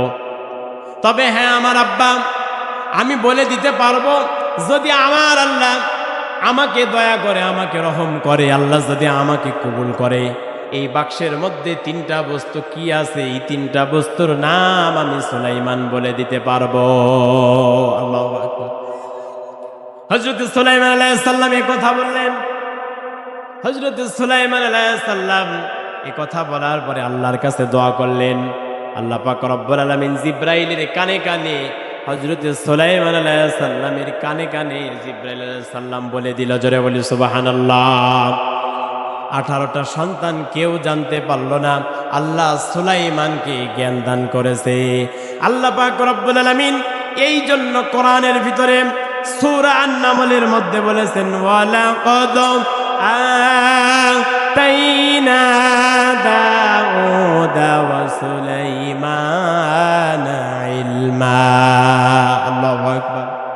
আমি আল্লাহ দাউদ আর সুলাইমানকে জ্ঞান দান করেছি, ইলম দান করেছি। আল্লাহু আকবার। দাউদ পয়গম্বর শুনতে চায় জান্নাতি বাক্সের মধ্যে কি আছে। 18টা সন্তান শুনতে চায় জান্নাতি বাক্সের মধ্যে কি আছে। জয়পুর হাটের খেতলালের ভাইরা বাবাজিরা, আপনারা কি জানতে চান জান্নাতি বাক্সের মধ্যে কি আছে? শুনবেন না? বলবো না, থাক, আর একদিন বলবো। শুনবেন? আল্লাহ পাক কি জ্ঞান দান করেছে, কি ইলম দান করেছে। হযরত সুলাইমান আলাইহিস সালাম বললেন, আব্বা, জান্নাত থেকে আল্লাহ পাক রব্বুল আলামিন যে বাক্স আমাকে দান করেছেন, এই জান্নাতি বাক্সের মধ্যে 1 নম্বরে আছে, আল্লাহ পাক জান্নাতি বাক্সের মধ্যে 1 নম্বরে একটি আংটি আমাকে দান করেছেন। জোরে বলি সুবহানাল্লাহ। কি দান করেছেন? একটি জান্নাতি আংটি দান করেছেন। হযরত সুলাইমান আলাইহিস সালাম বলেন, আব্বা, 2 নম্বরে আল্লাহ পাক জান্নাতি বাক্সের মধ্যে আমাকে একটি চিঠি দান করেছেন, একটি চিঠি লিখেছেন। সুবহানাল্লাহ। 3 নম্বরে আমি সুলাইমানকে আল্লাহ পাক জান্নাতি বাক্সের মধ্যে 3 নম্বরে দান করেছেন একটি চামড়ার চাবুক। কি দান করেছেন? চামড়ার চাবুক। তাহলে বাক্সের মধ্যে ছিল 3টি জিনিস। জোরে বলেন, কয়টি জিনিস? কি কি? 1 নম্বরে আংটি, 2 নম্বরে চিঠি, আর 3 নম্বরে একটি চামড়ার চাবুক দিলেন। আল্লাহ পাক কোরআনে বলেছেন, মিনহুমা মিয়াতা জালদা। চামড়ার চাবুকের কথা আল্লাহ বলেছেন সূরা নূরের মধ্যে। এই 3টা বস্তু কেন দান করলেন? কেননা আল্লাহ পাক রব্বুল আলামিন এই পৃথিবীতে হযরতে সুলাইমান আলাইহিস সালামকে এমন জ্ঞান দান করেছেন, ইলম দান করেছে।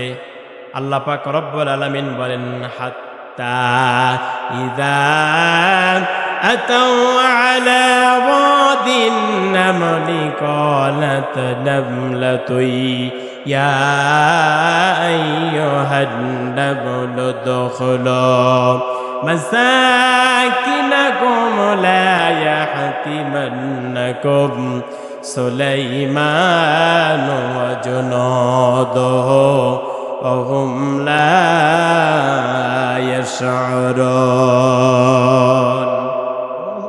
আল্লাহ পাক রব্বুল আলামিন বলেন, এই পৃথিবীতে আমি আল্লাহ পাক রব্বুল আলামিন হযরত সুলাইমান আলাইহিস সালামকে জ্ঞান দান করেছি, পিপিলিকার ভাষা শিক্ষা দিয়েছি।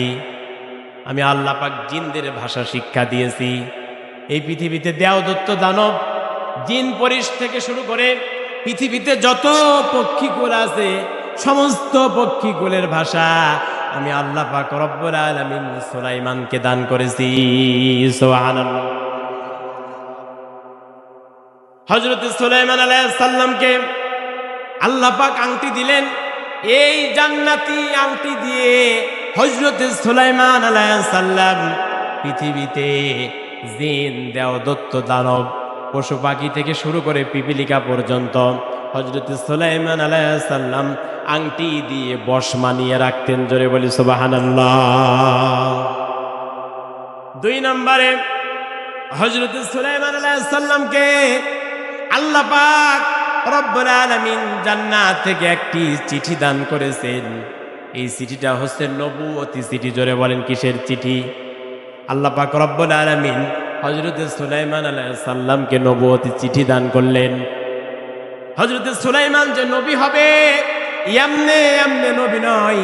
আল্লাহ পাক রব্বুল আলামিন হযরত সুলাইমান আলাইহিস সালামকে চিঠির মাধ্যমে দলিল করে, সই করে আল্লাহ পাক লিখে দিলেন, সুলাইমান তুমি নবী।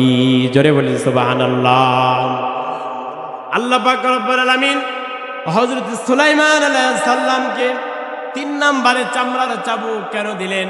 কেননা হযরত সুলাইমান আলাইহিস সালাম জিন, দেবদত্ত দানব, গর্তের পিপিলিকা থেকে শুরু করে আকাশের পক্ষীকুল পর্যন্ত সবাইকে বশ মানানোর জন্য আল্লাহ জান্নাত থেকে একটি আংটি দান করেছেন। আর এই পৃথিবীর মানুষদেরকে বিচার করার জন্য আল্লাহ পাক জান্নাত থেকে সুলাইমানকে চাবুক দান করেছে। সুবহানাল্লাহ। মানুষদেরকে তো আর আংটি দিয়ে বশ মানানো যাবে না।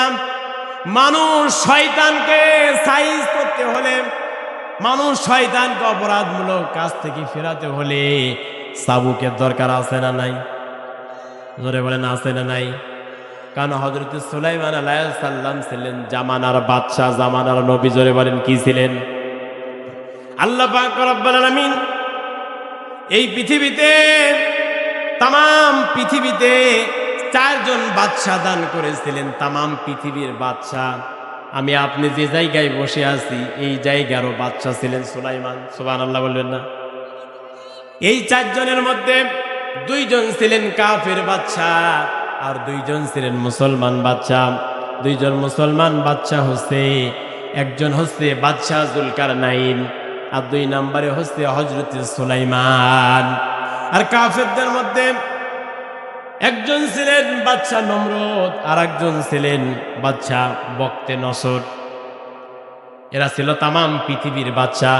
আল্লাহ পাক রব্বুল আলামিন এই পৃথিবীতে সুলাইমান আলাইহিস সালামকে আর দাউদ আলাইহিস সালামকে এত ইলম দান করেছেন, জ্ঞান দান করেছেন।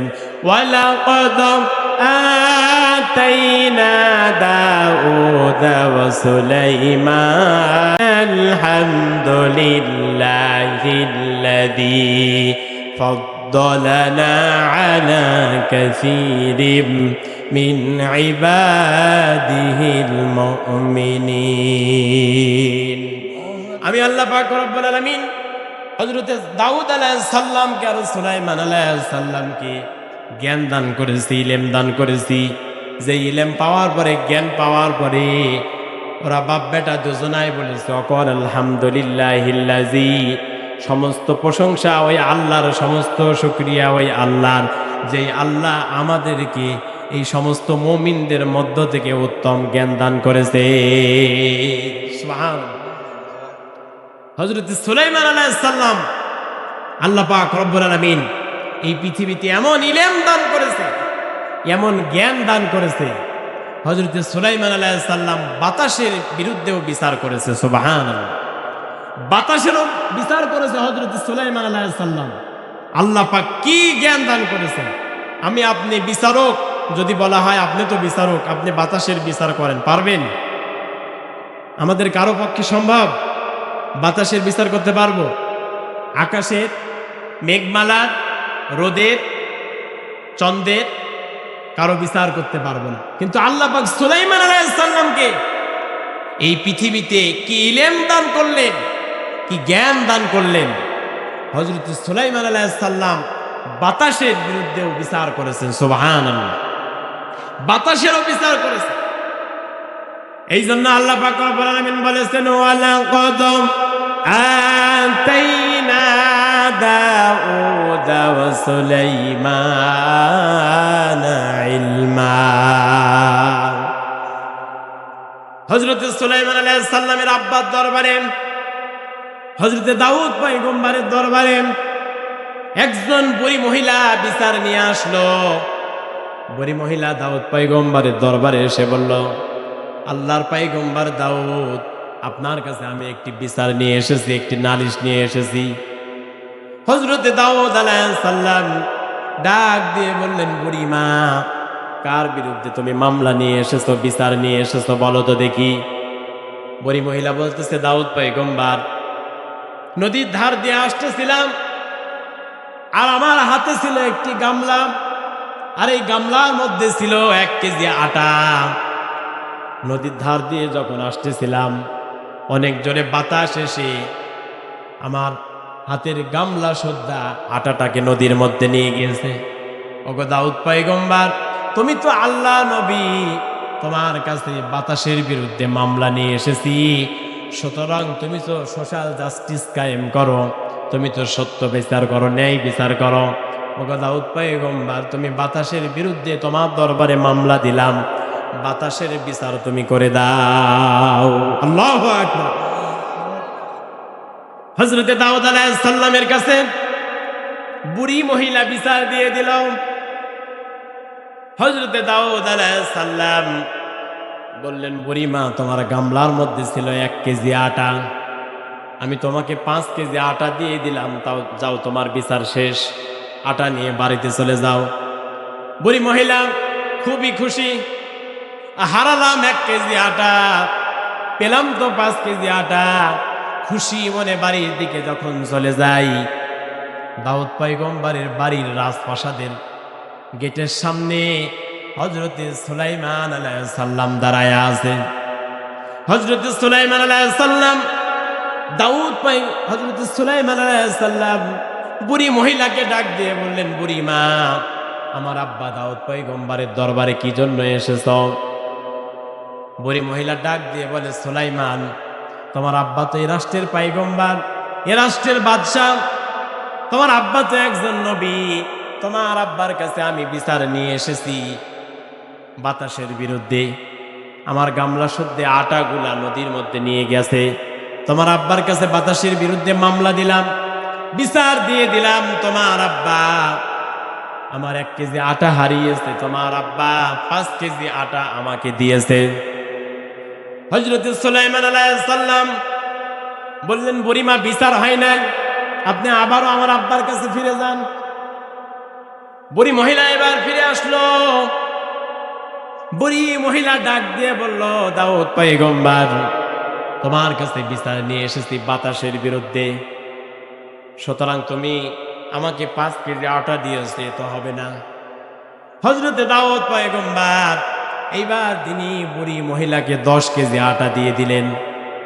বুড়ি মহিলা এবার 10 কেজি আটা পেয়ে খুশিতে খুশিতে যাচ্ছেন। আর দাউদ পয়গম্বরের রাজপ্রাসাদের মেন গেটে দাঁড়িয়ে আছেন দাউদ পয়গম্বরের ছেলে হযরতে সুলাইমান। ডাক দিয়ে বলতেছে, বুড়িমা, আমার আব্বা দাউদ পয়গম্বর কি বিচার তোমাকে করলো, আমি একটু শুনতে চাই। বুড়িমা ডাক দিয়ে বলে, সুলাইমান রে, তোমার আব্বা 1 কেজি আটার বিনিময়ে আমাকে 10 কেজি আটা দিয়েছে। আল্লাহু আকবার। সুলাইমান বলে, না বুড়িমা, এটা হবে না, এটা বিচার হয় নাই, বিচারের নামে এটা জুলুম হয়েছে, তুমি আবারও আমার আব্বার কাছে ফিরে যাও। বুড়িমা আবারও দাউদ পয়গম্বর কাছে এসে বলে, দাউদ পয়গম্বর, বিচার হয় নাই। হযরত দাউদ পয়গম্বর এইবারও 5 কেজি নয়, 10 কেজি নয়, 40 কেজি 1 মণ আটা একজন কামলা সহকারে বুড়ি মহিলার সঙ্গে দিয়েছে। আল্লাহু আকবার। হযরতে দাউদ পয়গম্বর 40 কেজি আটা দিল, একজন মানুষ দিল, কারণ 40 কেজি আটা তো বুড়ি মহিলা বহন করতে পারবে না। বুড়ি মা 40 কেজি আটা তো বহন করে নিয়ে যেতে পারবে না। বুড়ি মহিলা একজন কামলা সহ 40 কেজি আটা নিয়ে যখন যাচ্ছিলেন, দাউদ পয়গম্বরের রাজপ্রাসাদের মেন গেটে দাঁড়িয়ে আছেন হযরতে সুলাইমান আলাইহিস সালাম। ডাক দিয়ে বলে, বুড়িমা, আমার আব্বা দাউদ পয়গম্বর আপনার সঙ্গে কি ব্যবহার করেছে, কি বিচার আপনাকে করে দিল, কি ফায়সালা আপনাকে করে দিল, আমি শুনতে চাই।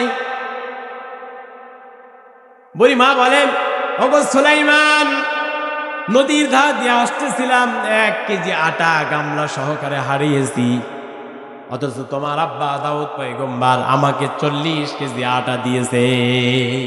বিচার তো হয়ে গেছে। হযরতে সুলাইমান আলাইহিস সালাম ডাক দিয়ে বলে, বুড়িমা, বিচার হয় নাই, তুমি ফিরে যাও। বুড়িমা এবার যখন 40 কেজি আটা নিয়ে কামলা নিয়ে দাউদ পয়গম্বরের সামনে হাজির, দাউদ পয়গম্বর ডাক দিয়ে বলে, বুড়িমা, বিচার করে দিলাম কয়েকবার করে, 1 কেজি আটা হারালা আর 40 কেজি আটা দিয়ে দিলাম, তাও তোমার বিচার হলো না, তুমি আবারও আমার দরবারে ফিরে এসেছ। বারবার কেন ফিরে আসো বলো তো দেখি। বুড়িমা এবার ডাক দিয়ে বলে, দাউদ পয়গম্বর, ও জামানার নবী, ওই যে গেটে দাঁড়িয়ে আছে তোমার ছোট সন্তান সুলাইমান, আমি তো আসতে চাই না, বারবার সুলাইমান আমাকে ঘোরাইয়া দেয়। আল্লাহু আকবার। দাউদ পয়গম্বর বললেন, সুলাইমানকে ডাকো। হযরতে সুলাইমান আলাইহিস সালামকে ডাকা হলো। হযরতে সুলাইমানকে ডাক দিয়ে বলে, ও আমার সন্তান আব্বা গো, বুড়ি মহিলার বিচার আমি করে দেই, বারবার কেন বুড়ি মহিলাকে তুমি ঘোরাইয়া দাও, কারণটা কি?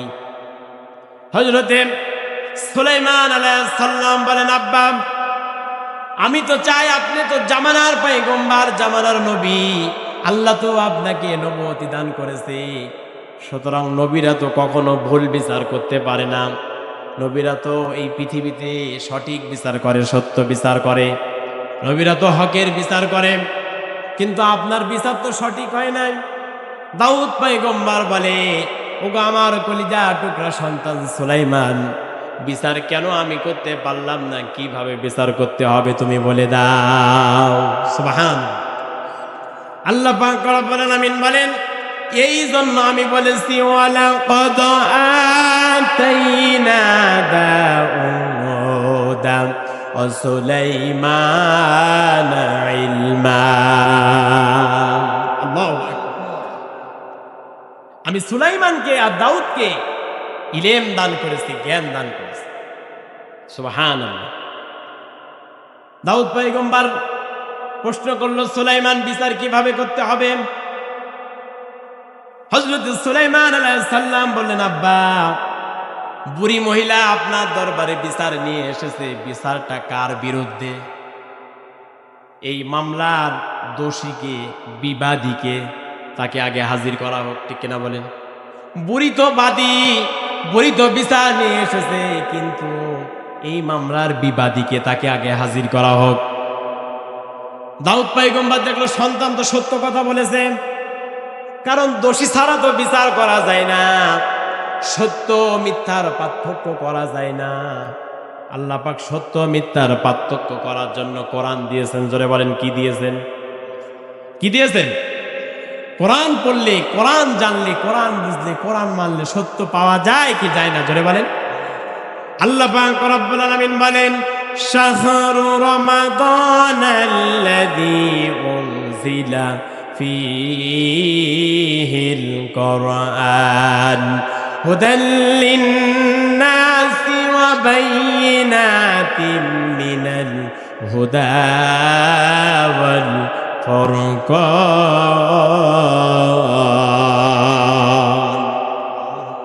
আল্লাহ পাক রব্বুল আলামিন বলেন, আমি আল্লাহ পাক রমজানুল মুবারকে উনজিলা ফীহিল কুরআন, এই কোরআনটা রমজান মাসে নাজিল করেছি।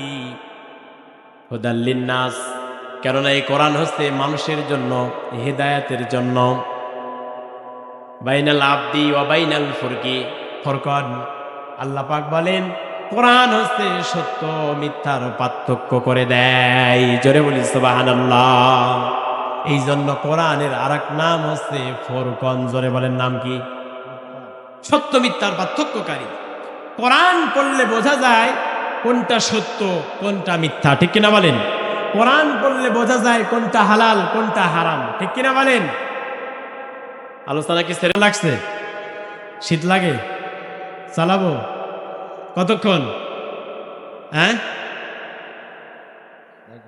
যতক্ষণ পারবো। না, বেশি রাত করা যাবে না, বেশি রাত করা যাবে না, যেহেতু ঠান্ডার দিন। আর আধা ঘন্টা চলবে ইনশাআল্লাহ। চলবে আধা ঘন্টা। তাকবীর দেন তো, লিল্লাহি তাকবীর, নারায়ে তাকবীর, লিল্লাহি তাকবীর। আল কোরআনের আলো, আল হাদিসের আলো, আমার নেতা, সবার নেতা, লিল্লাহি তাকবীর। তার মানে আলোচনা চলবে। ঘুম এখনো ধরে নাই? আচ্ছা, আলহামদুলিল্লাহ। হযরত দাউদ আলাইহিস সালামের কাছে বিচার নিয়ে আসলো সুলাইমান আলাইহিস সালাম। বলেন, আব্বা, বাদী এবং বিবাদী দুইজনকে এখানে হাজির করা হোক, তারপরে বিচার হবে। আপনি বিচার করেন, আমি বিচার দেখব। আল্লাহ পাক হযরতে দাউদ আলাইহিস সালাম বললেন, সুলাইমান, তুমি তো সত্য কথা বলেছো, এখানে বাদী আছে কিন্তু বিবাদী তো নাই। সুতরাং বুড়ি মহিলা যার বিরুদ্ধে মামলা নিয়ে এসেছে তিনি তো বাতাস, এই বাতাস তো বিবাদী, তাকে হাজির করা হোক।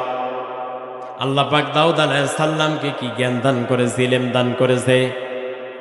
ওয়ালাকাদ আতাইনা দাউদা ওয়া সুলাইমানা ইলমা। আল্লাহ বললেন, আমি দাউদ এবং সুলাইমানকে জ্ঞান দান করলাম। ইলম দান করলাম, কেমন জ্ঞান দিলাম। আল্লাহ পাক এমন জ্ঞান দিয়েছে যে জ্ঞান দিয়ে হযরতে দাউদ আলাইহিস সালাম বাতাসকে ডাকলেন। জোরে বলি সুবহানাল্লাহ। কাকে ডাকলেন? বাতাসকে ডাকলেন, বাতাস এসে হাজির। হযরতে দাউদ আলাইহিস সালাম বললেন, সুলাইমান বাতাস হাজির, প্রশ্ন করো। বাতাসের বিরুদ্ধে মামলা দিয়েছে বুড়ি মহিলা। বাতাস কি অপরাধ করেছে, কি অন্যায় করেছে, বাতাসকে জিজ্ঞাসা করা হোক। হযরতে সুলাইমান আলাইহিস সালাম বাতাসকে বললেন, বাতাস রে, এই বুড়ি মহিলা নদীর ধার দিয়ে আসতেছিল, হাতে ছিল একটি গামলা, আর গামলার মধ্যে ছিল 1 কেজি আটা। এই বুড়ি মহিলা গামলার আটা কেন তুমি উড়িয়ে নিয়ে গেলে? ওগো বাতাস, আমি সুলাইমান দাউদ পয়গম্বর বুড়ি মহিলা সহ শুনতে চাই। সত্য কথা বলবে, তোমার বিরুদ্ধে কিন্তু বিচার এসেছে। ও বাতাস, তুমি যদি সত্য কথা না বলতে পারো তাহলে কিন্তু তোমাকে আল্লাহর পক্ষ থেকে আযাব দেওয়া হবে। কারণ আল্লাহ পাক এই পৃথিবীতে প্রত্যেকটি নবী এবং রাসূলকে কুল্লু আম্বিয়া মাসুম, প্রত্যেকটি নবীকে আল্লাহ পাক মাসুম বানিয়েছেন। তাদের কোনো গুনাহ নাই, অন্যায় নাই, অপরাধ নাই। ঠিক কিনা বলেন? নবীরা হচ্ছে মাসুম, তাদের কোনো গুনাহ নাই, অন্যায় নাই, অপরাধ নাই। আল্লাহ পাক রব্বুল আলামিন এই পৃথিবীতে তাদেরকে মাসুম করে বানিয়েছেন। সুবহানাল্লাহ। হযরত সুলাইমান আলাইহিস সালাম বাতাসকে বললেন, বাতাস এবার ডাক দিয়ে বলে, সুলাইমান, বুড়ি মহিলা নদীর ধার দিয়ে আসতেছিল, হাতে ছিল গামলা, আর গামলার মধ্যে ছিল 1 কেজি আটা। ওই যে নদীর মধ্যে দেখলাম একদল বণিকেরা, একদল ব্যবসায়ীরা জাহাজের মধ্যে, নদীর মধ্যে, আকাশে মেঘ লেগেছে, বাতাস হয়, ঝড় হয়। ওই নদীর মধ্যে, জাহাজের মধ্যে প্রত্যেকটি ব্যবসায়ী, প্রত্যেকটি বণিকেরা, জাহাজ যখন পানির মধ্যে, জাহাজ ফুটো হয়ে পানি যখন ওঠে, জাহাজ যখন নদীর মধ্যে ডুবে যাচ্ছিল, জাহাজের মধ্যে প্রত্যেকটি বণিকেরা, ব্যবসায়ীরা আল্লাহ দরবারে হাত তুলে বলেছে, আল্লাহ, আমরা ব্যবসায়ীরা বিভিন্ন দেশ থেকে ব্যবসা করে নিজের দেশের দিকে ফিরিয়ে যাচ্ছি। ওগো আল্লাহ, এত মাল সম্পদ নিয়ে, টাকা পয়সা নিয়ে ফিরে যাচ্ছি। ও আল্লাহ, যদি আমাদের জানে হেফাজত করে দাও, জান যদি রক্ষা করে দাও, এই জাহাজের মধ্যে যত সম্পদ আছে, যত মাল আছে, সমস্ত সম্পদ আর মালগুলা দাউদ পয়গম্বরের কদমে হাজির করে দেব। সুবহানাল্লাহ।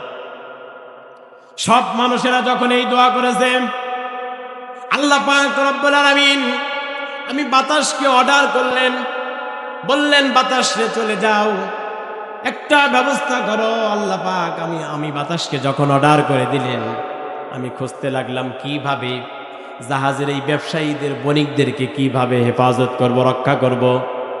নদীর ধার দিয়ে যাচ্ছিল একজন বুড়িমা, যেই বুড়িমা আমার বিরুদ্ধে মামলা দায়ের করেছে। এই বুড়িমার হাতে ছিল একটি গামলা, আর গামলার মধ্যে ছিল 1 কেজি আটা। আমি বাতাস দেখলাম বুড়ি মহিলা 1 কেজি আটা নিয়ে, গামলা নিয়ে নদীর ধার দিয়ে হেঁটে যাচ্ছিল। আমি বাতাস বুড়ি মহিলার হাত থেকে গামলাটা আটা সুদ্ধা জাহাজের মধ্যে ফেলে দিলাম। জাহাজের বণিকেরা, জাহাজের ব্যবসায়ীরা 1 কেজি আটা দিয়া আর একটি গামলা দিয়ে পানিগুলা শেষে শেষে ফেলে দিল, আর আটা দিয়ে জাহাজের ফুটোটা বন্ধ করে দিল। সুবহানাল্লাহ। বাতাস যখন এই কথা বলে দিল, হযরত সুলাইমান আলাইহিস সালাম বলেন, আব্বা, এই ব্যবসায়ীরা নদীর মধ্যে জীবন বাঁচানোর তাগিদে, জানকে হেফাজত করার জন্য, জীবনকে রক্ষা করার জন্য এত বড় কথা বলল, সব সম্পদ আপনার কদম মোবারকে হাজির করবে। ওগো আমার আব্বা, এই জাহাজের বণিকেরা, জাহাজের ব্যবসায়ীরা সব সম্পদগুলা আপনার কদমে হাজির করেছে কিনা? হযরতে দাউদ আলাইহিস সালাম বললেন, হ্যাঁ সন্তান, এই জাহাজের বণিকেরা, ব্যবসায়ীরা আমার কাছে তাদের সম্পদগুলা জমা দিয়েছে। হযরতে দাউদ আলাইহিস সালাম একথা যখন বলেছেন, সুলাইমান আলাইহিস সালাম বললেন, আব্বা গো, আপনার বিচার তো তাহলে সঠিক হয় নাই। হযরত দাউদ পয়গম্বর বলে, সন্তান, আল্লাহ পাক তোমাকে জ্ঞান দান করেছে, আমাকে জ্ঞান দান করেছে, কিন্তু আজকে বিচারটা সঠিক করতে পারি নাই, কিন্তু তুমি সুলাইমান তো সঠিক বিচার ধরে ফেলেছো। হযরত সুলাইমান আলাইহিস সালাম বলেন, আব্বা গো, বুড়ি মহিলার 1 কেজি আটা আর একটি গামলা নিয়ে জাহাজের বণিকেরা, ব্যবসায়ীরা বেঁচে গেল, আর বলে গেল সম্পদগুলা দাউদ পয়গম্বরের কদম মোবারকে হাজির করে দেব। ওগো আমার আব্বা, বিচার তো সঠিক হয় নাই, সোশ্যাল জাস্টিস কায়েম হয় নাই, সত্য বিচার তো হয় নাই, হক বিচার তো হয় নাই। ওগো আমার আব্বা, সুতরাং বুড়ি মহিলার 1 কেজি আটা নিয়েছি, 1 কেজি আটা নিয়েছে, একটি গামলা নিয়েছে, তার মানে এটার বদলে জাহাজের সব মানুষেরা যত সম্পদ দিয়েছে, এই সমস্ত সম্পদ হচ্ছে বুড়ি মহিলার, দাউদ পয়গম্বর আপনার না। জোরে বলি সুবহানাল্লাহ। আপনি তো বিচার সঠিক করেন নাই। 1 কেজি আটা নিয়েছে, আপনি 40 কেজি পর্যন্ত দিয়েছেন, কিন্তু এই ব্যবসায়ীদের জাহাজের মধ্যে যত সম্পদ ছিল, টাকা ছিল, যত মাল সামান ছিল, ওগো আমার আব্বা, এই সমস্ত সম্পদগুলা বুড়ি মহিলার, এই সম্পদগুলা যদি বুড়ি মহিলাকে দিয়ে দিতে পারেন, তাহলে আপনার বিচার সঠিক হয়ে যাবে। হযরত দাউদ পয়গম্বর সুলাইমানের কথা শোনা পরে এতটুকু দেরি করে নাই, হযরত দাউদ পয়গম্বর সমস্ত সম্পদগুলা বুড়ি মহিলাকে দান করলেন। জোরে বলি সুবহানাল্লাহ। আল্লাহ পাক রব্বুল আলামিন এই জন্য কোরআনুল কারীমের মধ্যে জানিয়েছেন, ওয়ালাকাদ আতাইনা দাউদা ওয়া সুলাইমানা ইলমা ওয়া ক্বালাল হামদুলিল্লাহিল্লাযী ফাদ্দালানা على كثير من عباده المؤمنين। চিৎকার মেরে বলেন আল্লাহু আকবার। আল্লাহ পাক রব্বুল আলামিন বলেন, আমি দাউদ এবং সুলাইমানকে ইলম দান করেছি, জ্ঞান দান করেছি। আল্লাহ পাক রব্বুল আলামিন কি ইলম তাকে দান করেছেন, কি জ্ঞান দান করেছেন? হযরত সুলাইমানকে ইলম দান করেছেন, জ্ঞান দান করেছেন। জোরে বলেন, কি দান করেছে? জ্ঞান বড় না বুদ্ধি বড় বলেন তো? জ্ঞান বড় না বুদ্ধি বড়? হ্যাঁ, বুঝলাম না ভাইরা, বলেন তো কি বড়? জ্ঞান বড় না বুদ্ধি বড়? জ্ঞান বড়। আল্লাহ পাক রব্বুল আলামিন এই পৃথিবীতে প্রত্যেকটি নবী এবং রাসূলকে জ্ঞান দান করেছে, আর শয়তানকে দিয়েছে বুদ্ধি। জোরে বলেন, কি দিয়েছে? বুদ্ধি দিয়েছে। আল্লাহ পাক রব্বুল আলামিন বলেন, ওয়া ইয ক্বালা রাব্বুকা লিল মালাইকাতি ইন্নী জাইলুন ফিল আরদি খলিফা। আল্লাহ পাক রব্বুল আলামিন বলেন, ক্বালা ইন্নী আ'লামু মা লা তা'লামুন, আমি আল্লাহ পাক যা জানি, আমি আল্লাহর কাছে যা জ্ঞান আছে, ফেরেশতা তোমাদের কাছে কিন্তু সেই জ্ঞান নাই। কথা বলেন ঠিক কিনা? আল্লাহ পাক পৃথিবীর মানুষদেরকে জ্ঞান দিয়েছে, ইলম দিয়েছে। প্রত্যেকটি মানুষকে আল্লাহ পাক জ্ঞান দিয়েছে। দেখবেন বিভিন্ন টাকের পিছে, বিভিন্ন বাসের পিছে লেখা থাকে, মানুষের বিবেক হচ্ছে সব থেকে বড় আদালত। কথা বলেন ঠিক কিনা? কি লেখা থাকে না? লেখা থাকে না? লেখা থাকে যে মানুষের বিবেক সব থেকে বড় আদালত। জয়পুরহাটের সুপ্রিম কোর্টে, হাইকোর্টে আপনাকে যাওয়া লাগবে না। আপনার বিবেককে যদি প্রশ্ন করেন, আপনার বিবেকই আপনাকে বলে দেবে। কথা বলেন ঠিক কিনা? কোনটা হালাল, কোনটা হারাম, কোনটা অন্যায়, কোনটা ভালো কাজ, কোনটা গুনাহের কাজ, কোনটা সওয়াবের কাজ, কোনটা নবী, কোনটা রাসূল, কোনটা ওলিয়া, যারা বলেন চেনা যায় না? এই বিবেক দিয়ে চেনা যায়, বুদ্ধি দিয়ে চেনা যায়। সুতরাং আমাদের বিবেক হচ্ছে সব থেকে বড় আদালত। এই বিবেককে কাজে লাগাতে হবে। শয়তানকে আল্লাহ পাক বুদ্ধি দিয়েছিলেন, বুদ্ধির জোরে শয়তান করেছে অহংকার। জোরে বলেন, কি করেছে? অহংকার করেছে। আল্লাহ পাক রব্বুল আলামিন শয়তানের অহংকার আল্লাহ পাক দেখতে পায় না। এই পৃথিবীতে কারো অহংকার চলবে না। অহংকার কেবলমাত্র করতে পারে আমার আল্লাহ। জোরে বলেন কি? কারণ অহংকার হচ্ছে আমার আল্লাহর গায়ের চাদর। জোরে বলেন কি? এই পৃথিবীতে কেউ যদি অহংকার করে সে যেন আল্লাহর গায়ের চাদর ধরে টানাটানি করে। আল্লাহু আকবার। সুতরাং এই পৃথিবীতে আমি আপনি কিছুই না। এক ফোঁটা নাপাক পানি দিয়ে বাবার পৃষ্ঠদেশ থেকে মায়ের রেহেমের ভিতরে 40 দিন অন্তর অন্তর আল্লাহ পাক আমাকে আপনাকে রাখলেন। কিছুই ছিলাম না। হাল আতা আলাল ইনসানি হিনুম মিনাদ দাহরি লাম ইয়াকুন শাইআন মাযকুরা। ও পৃথিবীর মানুষেরা, এই পৃথিবীতে তোমাকে তুমি নিজে উল্লেখযোগ্য বলে পৃথিবীর সামনে মানুষের সামনে দাঁড় করাবে এমন একটা সময় তোমার ছিল না। সুবহানাল্লাহ। তুমি তো কিছুই ছিলে না। তুমি ছিলে নিষ্পান, তুমি ছিলে মৃত। আমি আল্লাহ পাক রব্বুল আলামিন এই পৃথিবীতে তোমাকে মানুষ বলে বানিয়েছে। সুবহানাল্লাহ। আমি আল্লাহ ইচ্ছে করলে তোমাকে কুকুর বানাতে পারতাম। আমি আল্লাহ ইচ্ছে করলে তোমাকে সিগাল বানাতে পারতাম। আমি আল্লাহ ইচ্ছা করলে তোমার হাত একটা লুলা করে দিতে পারতাম, একটা পা ন্যাংরা করে দিতে পারতাম, একটা চোখকে অন্ধ করে দিতে পারতাম। ঠিক কিনা বলেন? আল্লাহ পাক রব্বুল আলামিন এই জন্য বলেন, কাইফা তাকফুরুনা বিল্লাহি ওয়া কুনতুম আমওয়াতান ফাআহইয়াকুম সুম্মা ইউমীতুকুম সুম্মা ইউহয়ীকুম সুম্মা ইলাইহি তুরজাউন। আল্লাহ পাক রব্বুল আলামিন বলেন, ও পৃথিবীর মানুষেরা, পৃথিবীতে হায়াত পাওয়ার পরে আমি আল্লাহকে কিভাবে অস্বীকার করো, কুফরি করো? কারণ এই পৃথিবীতে তুমি তো তোমার নিজেকে উল্লেখ করার মতো কিছুই ছিলে না, কোনো যোগ্যতাই তোমার ছিল না। আমি আল্লাহ পাক দয়া করে এই পৃথিবীতে তোমাকে হায়াত দিয়েছি, তারপরে আবার সুম্মা ইউমীতুকুম, তোমার মৃত্যুটা ঘটায়া দেব। আল্লাহু আকবার। তোমার মৃত্যু হয়ে যাবে। সুম্মা ইউহয়ীকুম, আমি আল্লাহ আবারও তোমাকে হায়াত দিয়ে জিন্দা করব। সুম্মা ইলাইহি তুরজাউন, আর তুমি বান্দাকে আমি আল্লাহর সামনে কিয়ামতের ময়দানে দণ্ডায়মান হওয়া লাগবে। কথা বলেন ঠিক কিনা? কি দাঁড়ানো লাগবে না আল্লাহর সামনে? জোরে বলেন, দাঁড়ানো লাগবে না? কাফেরেরা এটাকে অস্বীকার করত।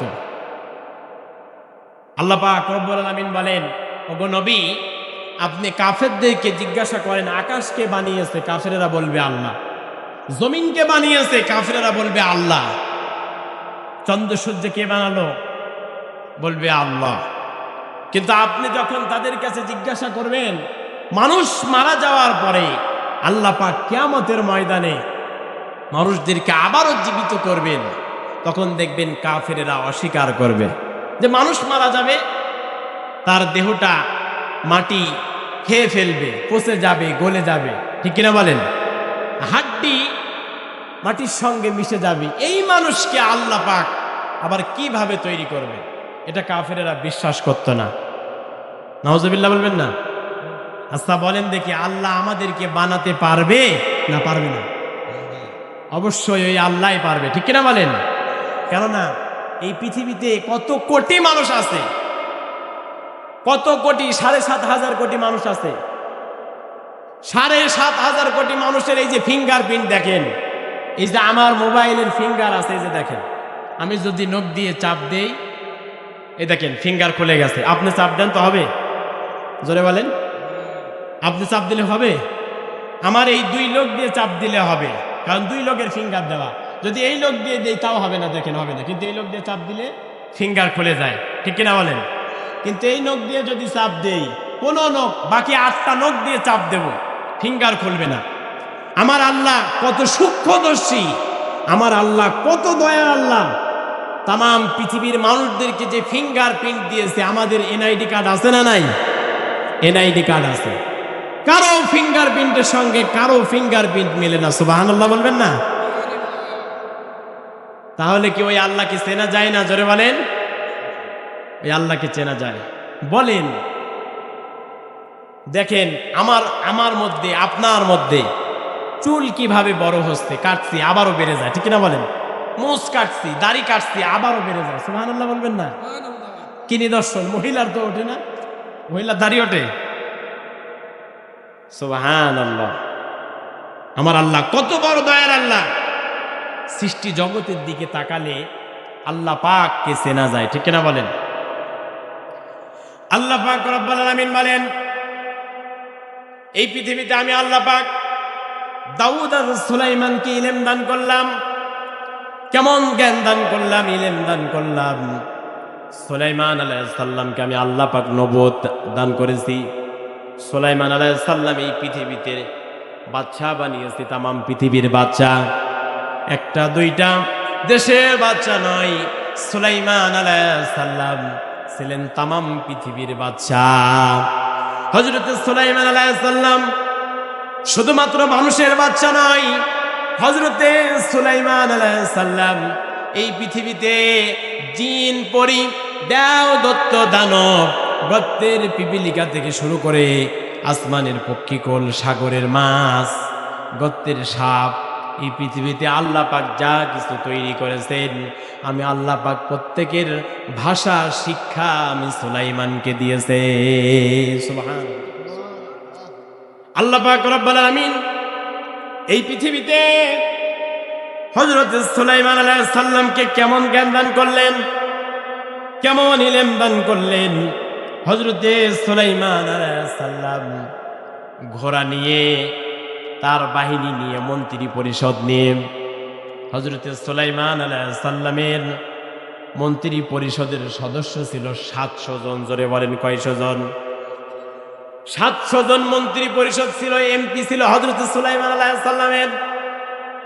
হযরত সুলাইমান আলাইহিস সালাম মন্ত্রী পরিষদ নিয়ে এক জায়গায় ভ্রমণে যাচ্ছিলেন।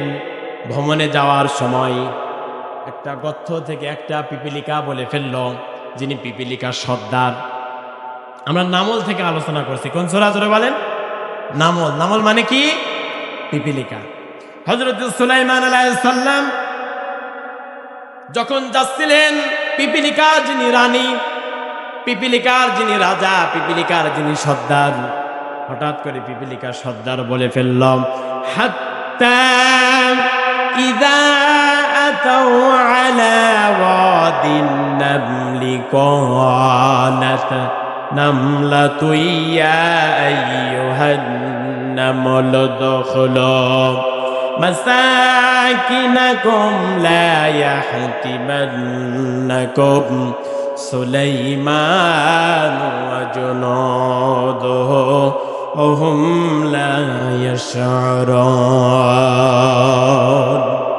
আল্লাহু আকবার। হযরত সুলাইমান আলাইহিস সালাম যখন দল বল নিয়ে ভ্রমণে যাচ্ছিলেন, মন্ত্রী পরিষদ নিয়ে, হঠাৎ করে পিপিলিকা রাজা বলে ফেলল, ও পিপিলিকার বাহিনীরা, তোমরা প্রত্যেকেই গর্তের মধ্যে ঢুকে পড়ো। আলা ওয়াদিন নামলি, পিপিলিকা রানী বলল, তোমরা প্রত্যেকেই গর্তের মধ্যে ঢুকে ফেলো, ঢুকে পড়ো। কেননা দেখো, ওই যে সুলাইমান তার দলবল নিয়ে এখনই আমাদের বাসা ভেঙ্গে, ঘোড়ার পায়ে বাসা লেগে বাসা ভেঙ্গে যাবে, আমরা পিপিলিকারা তো মরে যাব। পিপিলিকা রানী যখন এই ঘোষণা দিয়ে দিলেন, হযরত সুলাইমান আলাইহিস সালামকে আল্লাহ পাক কেমন ইলম দান করেছে, জ্ঞান দান করেছে, যেই জ্ঞান আল্লাহ পাক সুলাইমানকে দিয়েছে। সুলাইমান আলাইহিস সালাম পিপিলিকার রানীর কথা শুনে ফেললেন। একজন সৈন্যকে ডাক দিলেন, একজন মন্ত্রীকে ডাক দিলেন, বললেন, কি আছো? পিপিলিকার রানীকে, পিপিলিকার রাজাকে ধরে আনতে পারবে কিনা? একজন মন্ত্রী গিয়ে পিপিলিকার রানীকে হাতের মধ্যে করে ধরে আনল। হযরত সুলাইমান আলাইহিস সালাম হাতের তালুর উপরে উঠালেন পিপিলিকাকে। পিপিলিকাকে হযরত সুলাইমান আলাইহিস সালাম ডাক দিয়ে বললেন, পিপিলিকা রে, তুমি যে কি বলেছো আমি সুলাইমান তো সব শুনেছি, কারণ আল্লাহ পাক আমি সুলাইমানকে জ্ঞান দিয়েছে, ইলম দিয়েছে। সুবহানাল্লাহ। তুমি এই কথা বলেছ, সুতরাং ওরে সুলাইমান, ওরে পিপিলিকা, তোমার কাছে আমি সুলাইমান পয়গম্বরের দুইটা প্রশ্ন। এক নাম্বার, এ রাজ্যের প্রেসিডেন্ট, এ রাজ্যের বাদশা, সুলাইমান আলাইহিস সালাম তোমার কাছে কেমন মানুষ। 2 নম্বরে হযরত সুলাইমান আলাইহিস সালামের রাজ্য পরিচালনা করার জন্য, রাষ্ট্রের জন্য একটি সিংহাসন আছে। ওরে পিপিলিকা, তুমি তো পিপিলিকার রানী, তোমারও কি সিংহাসন আছে কিনা?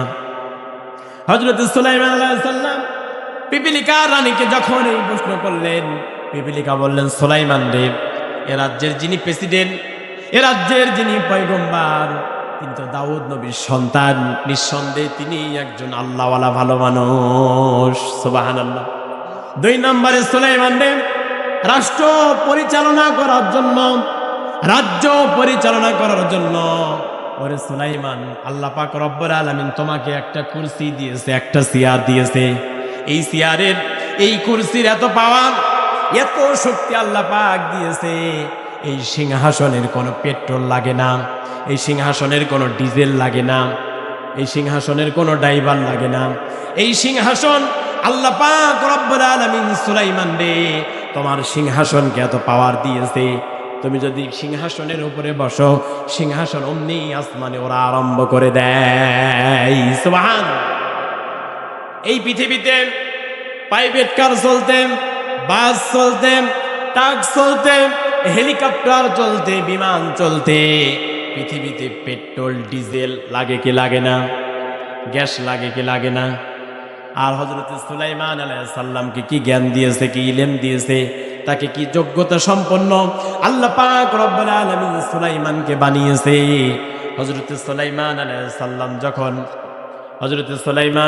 সালাম যখন সিংহাসনের উপরে বসলেন, সিংহাসন অমনি ওরা আরম্ভ করত। মানুষেরা বলতো, দেখো সুলাইমান পয়গম্বর সিংহাসনের উপর দিয়ে কত সুন্দর করে উড়ে উড়ে যায়, বিনা পেট্রোলে, বিনা ইঞ্জিনে, বিনা ড্রাইভারে। জোরে বলি সুবহানাল্লাহ। পৃথিবীতে কোনো গাড়ি কি আছে এমন বিনা ড্রাইভার ছাড়া চলবে? চলবে না। সুবহানাল্লাহ। আমাদের সম্মানিত সভাপতি সাহেব তিনি নির্দেশ দিয়েছেন মাহফিল শেষ করার জন্য। সামনে আরো মজার কথা আছে। আল্লাহ পাক রব্বুল আলামিন কোরআনকে তো কোরআনের মধ্যে মজা দিয়েছেন, ঠিক কিনা বলেন? মজা আছে না নাই? হযরতে সুলাইমান আলাইহিস সালাম হুদহুদ পাখির বিচার করবেন। হুদহুদ পাখি সাবার রানী বিলকিসের খবর নিয়ে আসবে। সূরা নামলের মধ্যে আল্লাহ পাক 2 বার বিসমিল্লাহ বলেছে। কয়বার? জোরে বলেন। অনেক লম্বা কথা। সাবার রানীর কাছে চিঠি পাঠাবে। আরো চলবে না? না, সভাপতি হচ্ছে সবার উপরে, তিনি নির্দেশ দিয়েছেন। আমি আর কথা বাড়াবো না। আমিও আপনাদের থেকে আসসালামু আলাইকুম রহমতুল্লাহ। আপনারা যদি সত্যি সকলে আধা ঘন্টা থাকেন, আপনাদের ধৈর্য থাকে, তাহলে আমার সময় বাড়ি দেবো আধা ঘন্টা। আছেন সবাই? হাত তুলে দেখান একটু। সবাই আছেন? আখেরি মোনাজাত পর্যন্ত। মোনাজাত না করে কেউ যাবেন না। কলা রাসূলুল্লাহ সাল্লাল্লাহু আলাইহি সাল্লাম, আর দোয়া মুখুল ইবাদ, দোয়া ইবাদতের স্বাদ, শেষ যার ভালো সব তার ভালো। অতএব ওনাকে আবার আধা ঘন্টা সময় দেওয়া হলো, উনি ওনার বক্তব্য। না, যেহেতু আমি আর বাড়াতে চাচ্ছি না, আমার নিজে অসুস্থ, যেহেতু প্রতিদিন কথা বলা লাগে, আমি খাস করে দোয়া চাই। আবারও কখনো দেখা হলে ইনশাল্লাহ কথা বলবো। আপনারা কেউ মন খারাপ করবেন না, দোয়া চাই আপনাদের কাছে। প্রতিদিন মাহফিল, কালকে আমার নিজের গোরস্থানে মাহফিল, পরের দিন আবার আরেক জায়গা আছে, তারপরের দিন আবার দিনের বেলা মাহফিল আছে, রাতে মাহফিল আছে। এই কচি কণ্ঠ অত কথা বলতে সম্ভব নয়। যতটুকুই বলেছি আল্লাহ পাক আমাদেরকে আমল করার তৌফিক দেন। সকলে বলছে আমিন। আমি যতটুকু বলেছি, মা বোনেরা আছে, মা বোনদেরকে বলবো আপনাদের জন্য 4টা আমল। জোরে বলেন, কয়টা আমল? 1 নম্বরে 5 ওয়াক্ত নামাজ, 2 নম্বরে রমজান মাসের রোজা, 3 নম্বরে স্বামীর খেদমত, আর 4 নম্বরে পর্দা করা লাগবে। তাহলে কয়টা আমল? আল্লাহ রসুল বলেছেন, যেই নারী এই 4টা আমল করবে, আল্লাহ তার জন্য জান্নাতের দরজা খুলে দেবেন। সুবহানাল্লাহ। সুতরাং আমার মা বোনদেরকে বলবো, মায়েরা নামাজ পড়ে ঠিকই, যেহেতু মা বোনেরা এসেছে, হক তো আদায় হবে না। 2-1টা কথা বলি নাকি? মায়েরা নামাজ পড়ে ঠিকই, কিন্তু ওয়াক্ত মতো পড়ে না। নামাজের মধ্যে ফরজ আছে ভিতরে এবং বাহিরে 13টা। জোরে বলেন, কয়টা? এর মধ্যে একটা আছে ওয়াক্ত মতো নামাজ আদায় করে। সুতরাং আপনাকে ওয়াক্ত মতো নামাজ আদায় করতে হবে। আপনি জহরের নামাজ আসরের সময় পড়লে হবে? আসরের নামাজ মাগরিবের সময় পড়লে হবে? হবে না। সুতরাং আপনারা ওয়াক্ত মতো নামাজ আদায় করবেন এবং রমজানের রোজা রাখবেন। মায়েরা তো ফরজ রোজা একটাও ছাড়ে না, এমনকি নফল রোজাও ছাড়ে না। সুবহানাল্লাহ। কি মায়েরা রোজার ব্যাপারে পটু না?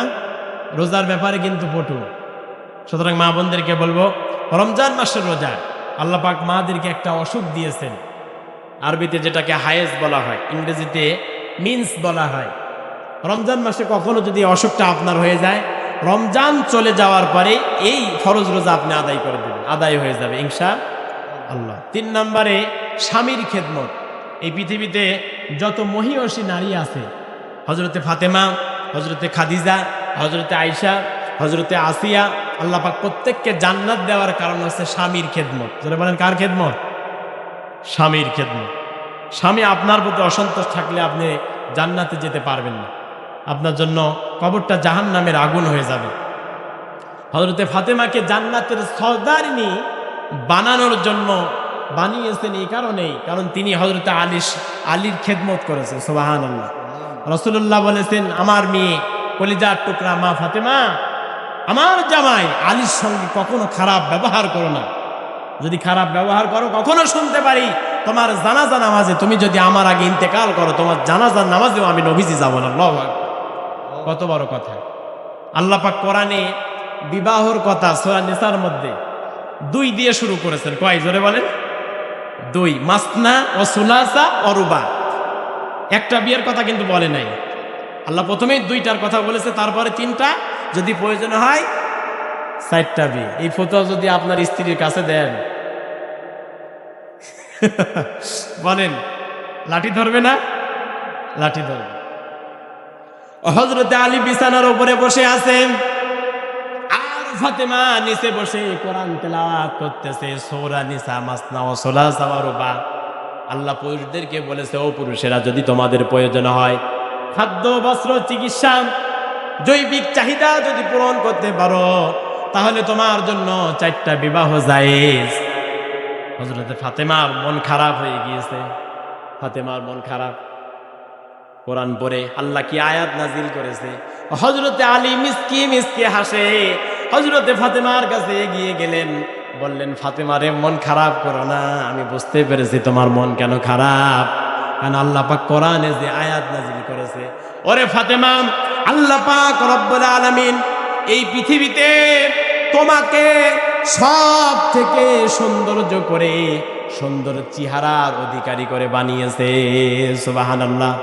সুতরাং ওরে ফাতেমা, তুমি যতদিন বেঁচে আছো, আমার জীবনে কোনোদিন আমি কোনো স্ত্রী গ্রহণ করব না।